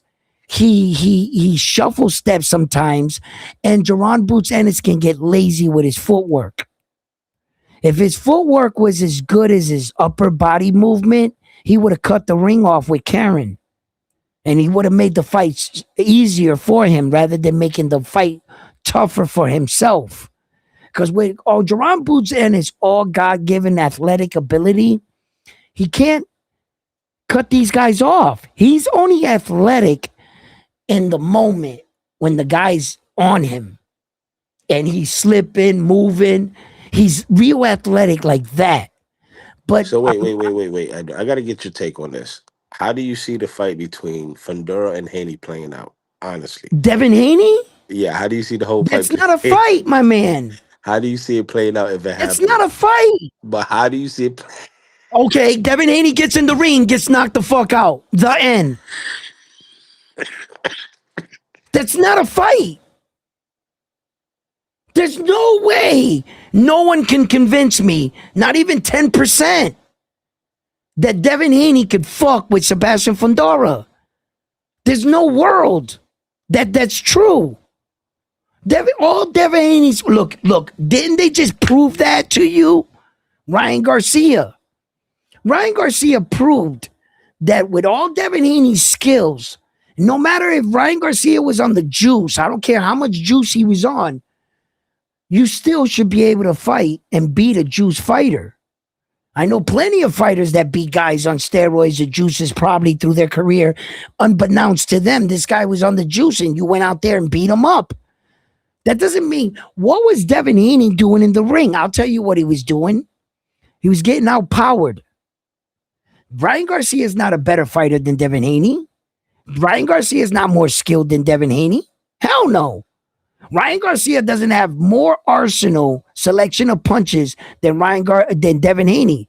Ryan Garcia's footwork is not better than Devin Haney's. Devin Haney all around is a better fighter. But what happened when you saw one attribute tip the scales with Devin Haney? Power. Power shut down Devin Haney's. And power and speed. Right, correct. Power and speed shut down all Devin Haney's fucking skills. Why? He was in a fight with a guy that was too big. Bottom line, Ryan Garcia on that night was a weight bully, and he beat up little Devin Haney that was once upon a time considered to be a weight bully himself. But now if you want to play the weight bully card, putting him in with Sebastian Fundora, now that would be a weight bully. Not only is Sebastian Fundora just bigger than Devin Haney, he's taller, longer, everything. What do you think's going to happen? With all Devin Haney's skill, All his leg ability. What do you think? He's going to catch up to his chin? It's going to be a win for Devin Haney, no matter how you look at it. Devin Haney's going to need a step ladder, and he's going to need somebody to get in the ring and hold Sebastian Fundora's hands. Because if Fundora wins, Bill Haney's going to work his magic and get that loss reversed. Hey, so shut the hell up. He can't beat Sebastian Fundora in no sense of the word. Devin Haney he's not. I would never recommend that fight. I would never suggest that fight. I would recommend like Devin Haney stay in your lane. Like that's not a fighter that you need to bring up against a fighter like Sebastian Fundora. That was a poor definition. He's just not that guy. He can't do that Superman shit. You talk about Terrence Crawford and shit, Jerome Butenis. Those are different kind of men. Those are guys that play in different weight divisions, and they can fuck with those kind of dudes, bro. They can. They got the ability. Devin just doesn't have the punching power or the ability to catch up to Sebastian. And even if he did, I don't think he has the punching power to really hurt Sebastian. It's gonna be a bad night for Devin. A bad night, bro. But who told you that Devin doesn't have the power? Who told you that? The guys that haven't fought him? No, I'm telling you that. That Brian Norman Jr. punch ain't sitting down Sebastian Fundora. He'll eat that like a cookie. That punch he punched Brian Norman Jr. with, Devin, you let him punch Sebastian in the face with that same punch. Sebastian's going to look at him like he's stupid. That's the difference. Sebastian's a real big dude. Come on, bro. You guys are crazy. Nah, you're going to need somebody really skilled to beat that dude. Terrence Crawford is the man. He will beat him. Now, Virgil Ortiz will struggle against Sebastian Fundora. He'll struggle. Virgil Ortiz is a bit better than Tim Tszyu, but the same fighter as Tim Tszyu. He's just a bit better than Tim Tszyu, a level above Tim Tszyu. And Sebastian Fundora wiped him down easy. He'll wipe down Virgil Ortiz. Virgil Ortiz will last a little bit longer than Tim Tszyu, but it'll be the same outcome. I got Sebastian Fundora in the fight. He'll beat Virgil. It's Sebastian's on his way of being one of the most dominant fighters if he can put this all together. If it falls apart on him, well, then it fell apart on him. But he has all the attributes. You turn him into a better puncher, a better styling, a better patient fighter, someone that all he really needs to do is just hide his chin away from you guys. That 7-10 inch reach, man, it's just something else, man. He is truly a problem. Sebastian Fundora, he's a problem. And like I said, I stamped this. I didn't say he can beat all the guys, the top guys at 154, and that he walks away with everything. But I'm not scared to put Sebastian against any 154 pounder, including Xander. I wouldn't be scared. No, I think Xander, that would be his toughest fight. Why do you think I say that? Because I believe it. Until Xander chops that tree down and he shows me, then I'll know. On that day, I will know. The difference is that Xander is not that much shorter than Sebastian. Yes, he's shorter, of course. Nowadays, Xander seems to be growing every fucking week, doesn't he? Like, what the fuck is going on here? Huh? Bro, and have you seen his training videos as of late? Of course. Bro, he is jacked. Yo, and then a lot of people are telling me, yo, Edwin, don't you think Xander's a little bit too big right now and shit like that? And what I have to say to everybody that thinks that Xander's too big, right? And that he's going to have to do a massive weight cut and that he's going to be deplenished and all this other shit. I'm going to say this is my answer to all of you. You guys must not remember what it's like to be 23 years old. Huh? Do you remember what it was like being 23 years old and cutting weight? How that weight flies off? Easy work. How a fucking 23-year-old kid is about to cut weight? You guys must not remember that, huh? He's that big, but at 23 years old. He can shed it quick. Bro, when you're 23 years old, bro, you could run around the block, tirarte un peo, and you lost 20 pounds. Like, yo, are you serious right now? I think he's going to be just fine. I think he's going to be just fine. I hope that the muscle gain that he's getting doesn't fuck up his stamina. No. The muscle gain that Xander's getting actually is his grown man strength. He's 23 years old. The male body, spurts from what? Like the ages of puberty, 17 years old, somewhere around there. To 25 or 26. To 25, 26, 27, right around there. Yeah. You see? So the muscle he's actually developing, he's going to be able to move in it. Like, Xander's not going to notice the muscle gain. He's only going to notice it in the mirror. You understand? He's going to be able to move with his body efficiently. Why? Because he's a fine-tuned machine that never takes breaks. It's not like you're packing on muscle for the first time and you're learning how to live in your body. No, that's a different kind of build. You're just adding muscle to a fine-tuned machine. That's it. Hey, breaking. Jake Paul bans Clarissa Shields from all MVP whatever. Events, all their events. Any MVP events, Clarissa Shields is banned from MVP events. For smacking Alicia Bumgarner? Yep. Because that was a Netflix card.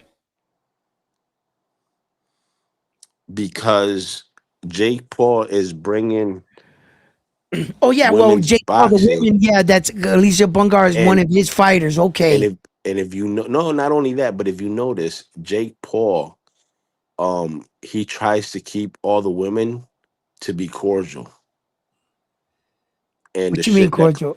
Like not disrespecting each other. Wait, I draw the line right there. Stop. If you're gonna try to play me the violin, Jake Paul, and this is Jake Paul, I'm talking to him. If you're gonna play me the violin about girls being cordial or respectable towards another in a violent sport where the sport you're selling, the women are actually expected to punch each other in the face. Number one. Number two, don't try to pass this out to me like Clarissa Shields just did the most disrespectful thing we've ever seen in boxing. Don't try to pass it out like that. Like we've never, how dare Clarissa Shields smack Alicia Bumgarner? I saw Mike Tyson bite off a man's ear and spit it out in the middle of the ring. I seen fighters smack each other in the face, spit each other in the face on a podium. And I seen Keyshawn Davis and them fight in a locker room while his baby was in the hallway. You're going to try to feed me this like this was the most disrespectful thing you've ever seen in boxing. And that you're going to try to dress these ladies up. You want to know something? In actuality, I think it spiced things up. Smack her. Smack the shit out of her. I bet you guys got a whole bunch of fans after that. Either way. Though I don't think the fight would ever occur, Clarissa Shields just too big for Alicia Bumgarner. Right? But when Sabrina Matias smacked the shit out of Teofimo Lopez, the entire world applauded him. Why? Because he was smacking the shit out of motherfucking racist ass mouth Teofimo Lopez at the time. Ain't that what you guys said? Right? So now, Jake Paul, what you doing? You're going to ban Clarissa Shields from what? These women things? Because Clarissa Shields is not playing nice with all the other girls, and they can't get her to sign to MVP. So they're gonna try to blackball out her, put a stigma on her, like she's ghetto. Like we can't take her nowhere. Well, great try, but wrong, failed in the attempt to at least convince a fan like me. What you mean? You can't take her nowhere. What you mean she act ghetto? What? In a sport filled with violence? I think that's exactly where we need that at. We don't say Tank Davis is acting ghetto. We don't say Rolly is acting ghetto. We don't say half these fight. We want them to talk shit. And it's just because Clarissa Shield has not crossed the line and signed with the rest of the female boxers that since Clarissa is doing, I can't say all the moves she's done were tasteful to women's sport. I think she's the GOAT. And she needed to find her place amongst the women. Rather than fighting against all the women, help build them up. But shout out to Clarissa Shields. Whatever approach she wants to take, fine, take it, sweetheart. Right? But for Jake Paul, I'm going to ban her from all the events. This was distasteful in boxing. This was one of the most horrible things. Shut the fuck up. This is boxing. If you don't got the stomach for it, bro, I hear tennis is good, golf. Didn't Mike Tyson smack Jake Paul in face to face? Yeah, and face to face on the fucking thing for stepping on his feet. He smacked the shit out of him. Bro, listen, this is not the first time in combat sports we've seen something distasteful. Somebody gets smacked. What was he doing? There's only one reason behind this. I feel. This is my opinion. She ain't crossed the line and signed over to your little MVP. And because she didn't and she smacked one of your fighters and now you want to ban her from these places so that she can't go to other female events and show support. So when you say Clarissa Shields is not showing support to these, remember you guys locked her out. You guys locked her out to 90% of female boxing, the top 90, because they're all signed to MVP. So I don't want to hear when you guys, oh, Clarissa's never supporting women boxing. Well, now you just blackballed her. Because didn't you say this, Jake Paul, out of your own mouth? Good media, bad publicity. It's all publicity. Ain't that what you said? Ain't that what you said? Good publicity, bad publicity. She smacked the shit out of her. Why do you got to ban her? Why? Who are you protecting? The greatest female boxers in the world? Because they don't need no protection from you. You're just doing this because now you're really pushing Clarissa out the way. And I got to admit, Clarissa Shields, man, this is not the way, girl. This is not the way. I just think that you could have do more for women in a better way, Clarissa. But who am I to tell you anything? You're the GOAT right now. Do whatever, but I could see the approach in this by Jake Paul. Jake Paul, he's on some sucker shit. He's trying to make up Clarissa to look like a fucking, just like Two-Tone, like a fucking monster. You should hear the way Two-Tone talks about the situation. He calls Clarissa Shield. She goes, here comes this demon out of the spawns of hell and just smacks the innocent bystander and Alicia Baumgartner that was standing there minding her own business when this thug came out of nowhere and assaulted her. She needs to be brought up on charges. She needs to be arrested. You should hear how they're talking about Clarissa. Like Who's that? Something Two-Tone. Like But hold on. You know Two-Tone would do anything for Alicia, including Anything? peptides, Do you think he would? Do including you? peptides. Do, Blood flow.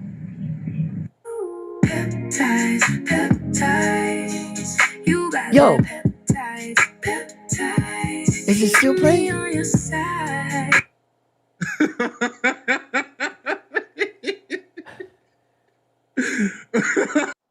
Yo, did that play? Blood flow. There Now he it's goes. playing. You got the peptides, keep me on your side. Yo, the laugh at the end really kills me. Two That Toes shit's laugh. hilarious.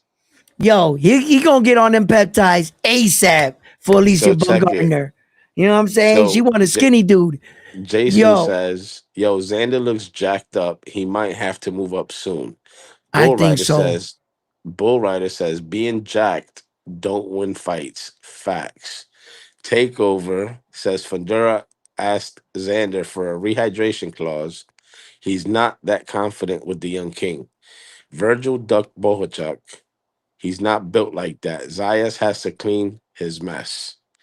Bull Rider Mm. says Xander is a weight bully. Facts. Take Takeover says Virgil couldn't make weight twice against Saniones. Facts. Bohachuk dropped Virgil. Facts. Facts. Tio called the cops on Matias. Matias. Facts. Santos says, dude, Clarissa's been calling out all these names and doesn't want to cut no weight to actually fight. She's in a weight class with 10 people. Laughing emoji. Remember, a lot of people get paid from these outlets under the table. Yeah. Yeah. Yeah. Everyone's a weight bully, says Santos. Say Santos boxing. Yo, yeah, Santos is right. You know, there's a lot of weight bullying going in boxing. We always got to keep this in mind as fans that these guys are cutting weight to fight at a weight division that's not their natural weight division. There's very few fighters in boxing, in fact, that fight in their natural weight division. Fighters like Subriel Matias. He's a natural 140 pounder. He's in that spot where that if he moved up to 146, 7, he'd be too small. And he can't go down because that would be cutting too much weight. He is a natural. Subriel walks around about 156, 157 naturally. And he cuts down to 140. He is truly a 140 pounder. But when Devin Haney and these guys were cutting weight, and like Keyshawn Davis and a lot of these guys, you can see Keyshawn just left 135. And Jesus Christ, you only have one fight at 140 and you can't make 140 no more? You had a struggle to make it? How much weight were you actually cutting? Weight bullies. Guys that can't survive in their natural weight. They would never be a world champion in their real weight division. No. They got to cut weight to fight a smaller guy so that they can replenish to be the bigger guy to win the fight. And that's what I talk about, like fighters like Sebastian Fundora. He's going to be the bigger guy. And the majority of his, I've never seen nobody else his height or even remotely close to it in his weight division. Sebastian Fundora is the definition of like them kind of weight bully kind of dudes. You know, they're so big. Sebastian Fundora can legitimately fight in the heavyweight division with his height. If he was to have the weight. I'm not sure he can put on the weight. I don't think he has that kind of skeleton. He's not on the fat side, so I don't see him ever doing that. But hypothetically, if you could put on the weight to him, he could fight with that height, couldn't he? Yeah, with that fucking height. He's taller than Usyk right now. So, yeah, weight bullying is a real thing. It's a real thing. Majority of these guys will never fight in their real natural weight division because they're not going to make it far. They don't got enough pop to fight in their natural weight division. They got enough pop to beat up on a little guy and look good and give the illusion that they have good power. You're just beating up on little dudes and knocking them out. But the second you start fighting in your own weight division, mysteriously your power goes away. Teofimo Lopez. Once Teo started going up to his real weight divisions, he doesn't have that kind of power now, does he? Shit, and with the performance he had against Shakur, it looked like he He ain't had was the just skills outskilled in either. that. That was just a different case. He was just in with a better fighter. That's it. Not now. If you ask the Teo fans, they'll say that he took the dive on that fight. He ain't take no. The only dive he took with fucking diving on his bed after he started crying after the loss. It's the Santos only. says, now if we're gonna talk about disrespectful motherfuckers, let's talk about Keyshawn trying to bring that gangster shit into the ring. Keyshawn ain't that guy for real. Bro, mark my words, he is a manufactured fighter. He Oh, left the pros to go lose to Andy Cruz in the Olympics again and decided to return after. Matter of fact, rumor has it him and Shakur are so close because they stopped each other from jumping off the building after after those losses. eh, eh, eh. Yo, listen. You might be 50% right there about that, right? 50% right. In the fact that Keyshawn Davis is like a manufactured fighter, right?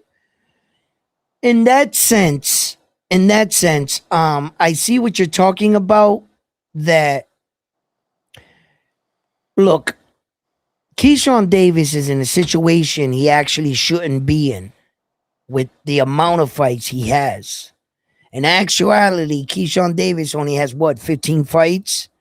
You're supposed to be at that point in your career entering the top prospects of the division, fighting to be a contender for a world championship.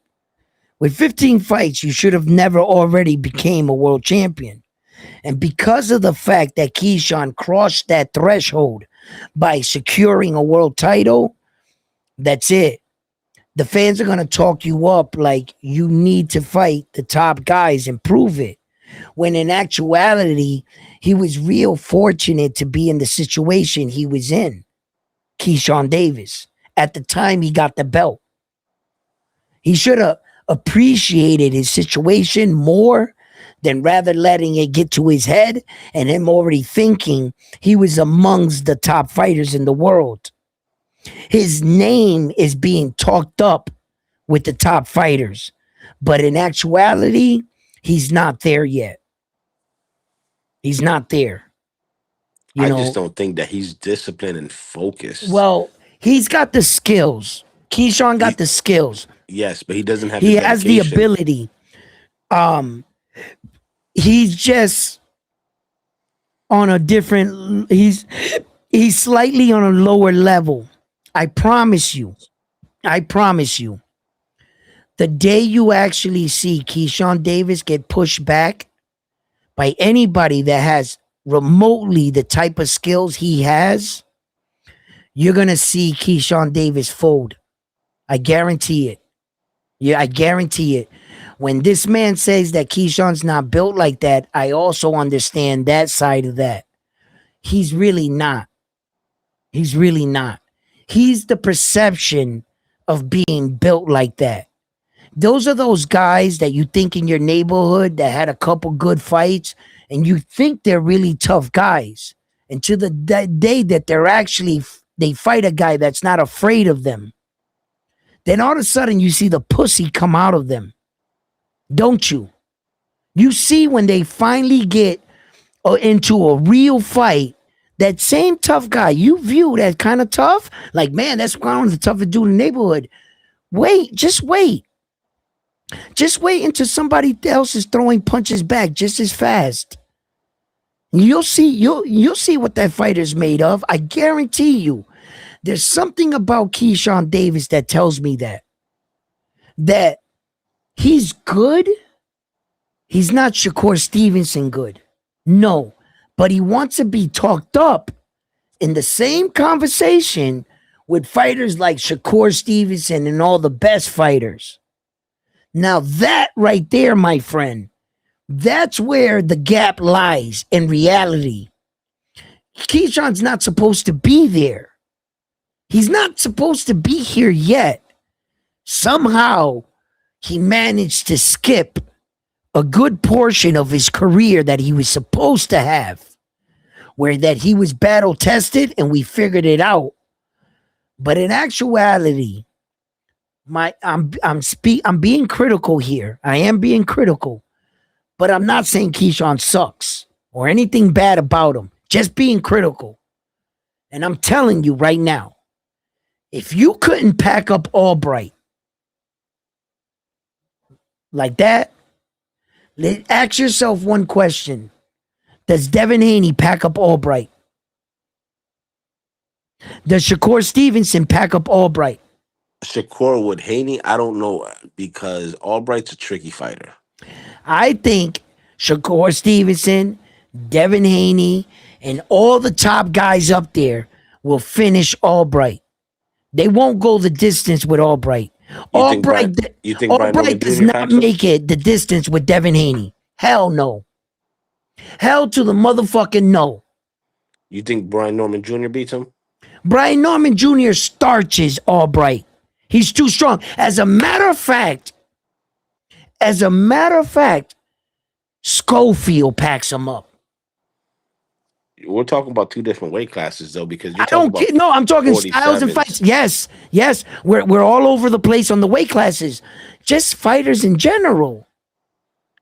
And these fighters could fight each other. They're like one weight class from the other one. One's just one slider up.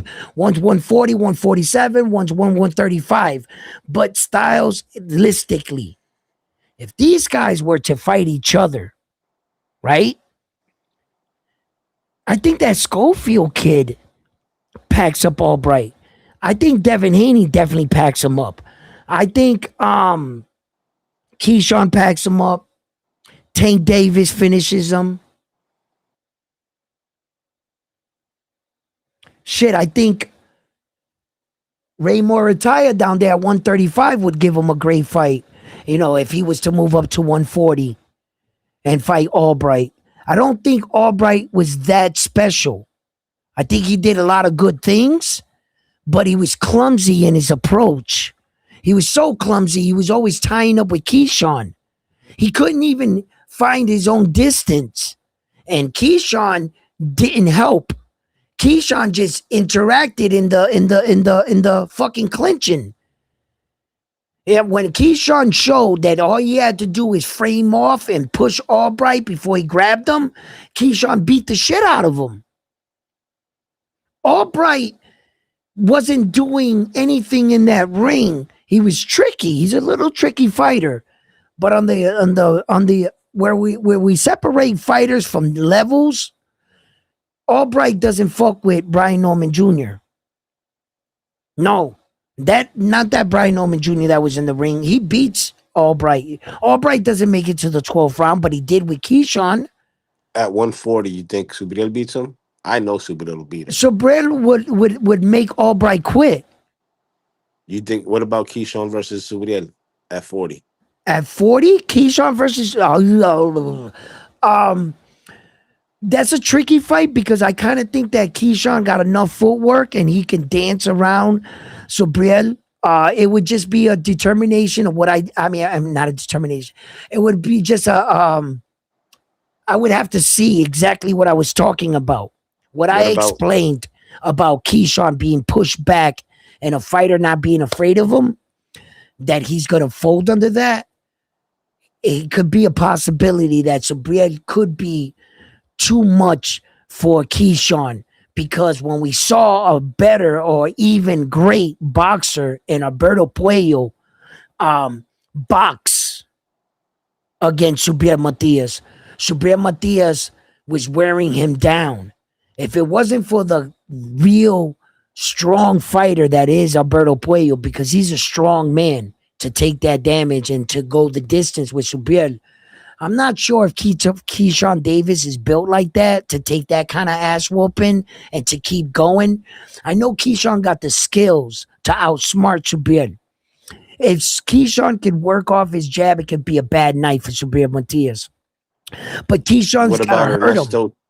Keyshawn's got to What about hurt. Ernesto? He's got to push Shabir back with his shots. That's not gonna I happen. don't That's think not gonna happen. Keyshawn got the kind of power Dalton Smith had. You know what I'm saying? No. I don't think he's got that kind of power. Keyshawn, not yet. He hasn't proven that. What about Ernesto Tito Mercado versus Keyshawn? I think he beats him. You think Tito beats Keyshawn or Keyshawn beats Tito? I think Keyshawn beats Tito. I think he can beat him. I think, Keyshawn listen, I'm not saying that Keyshawn is soft, like in the sense that he can't really box. Because this kid can fight. Keyshawn is a real good fighter. He's just not on that level yet, is what I'm talking about. Stay with me, guys. Don't think that I'm saying that Keyshawn, everybody beats this Keyshawn Davis. No, it's not what I'm saying. I'm saying there's levels to this.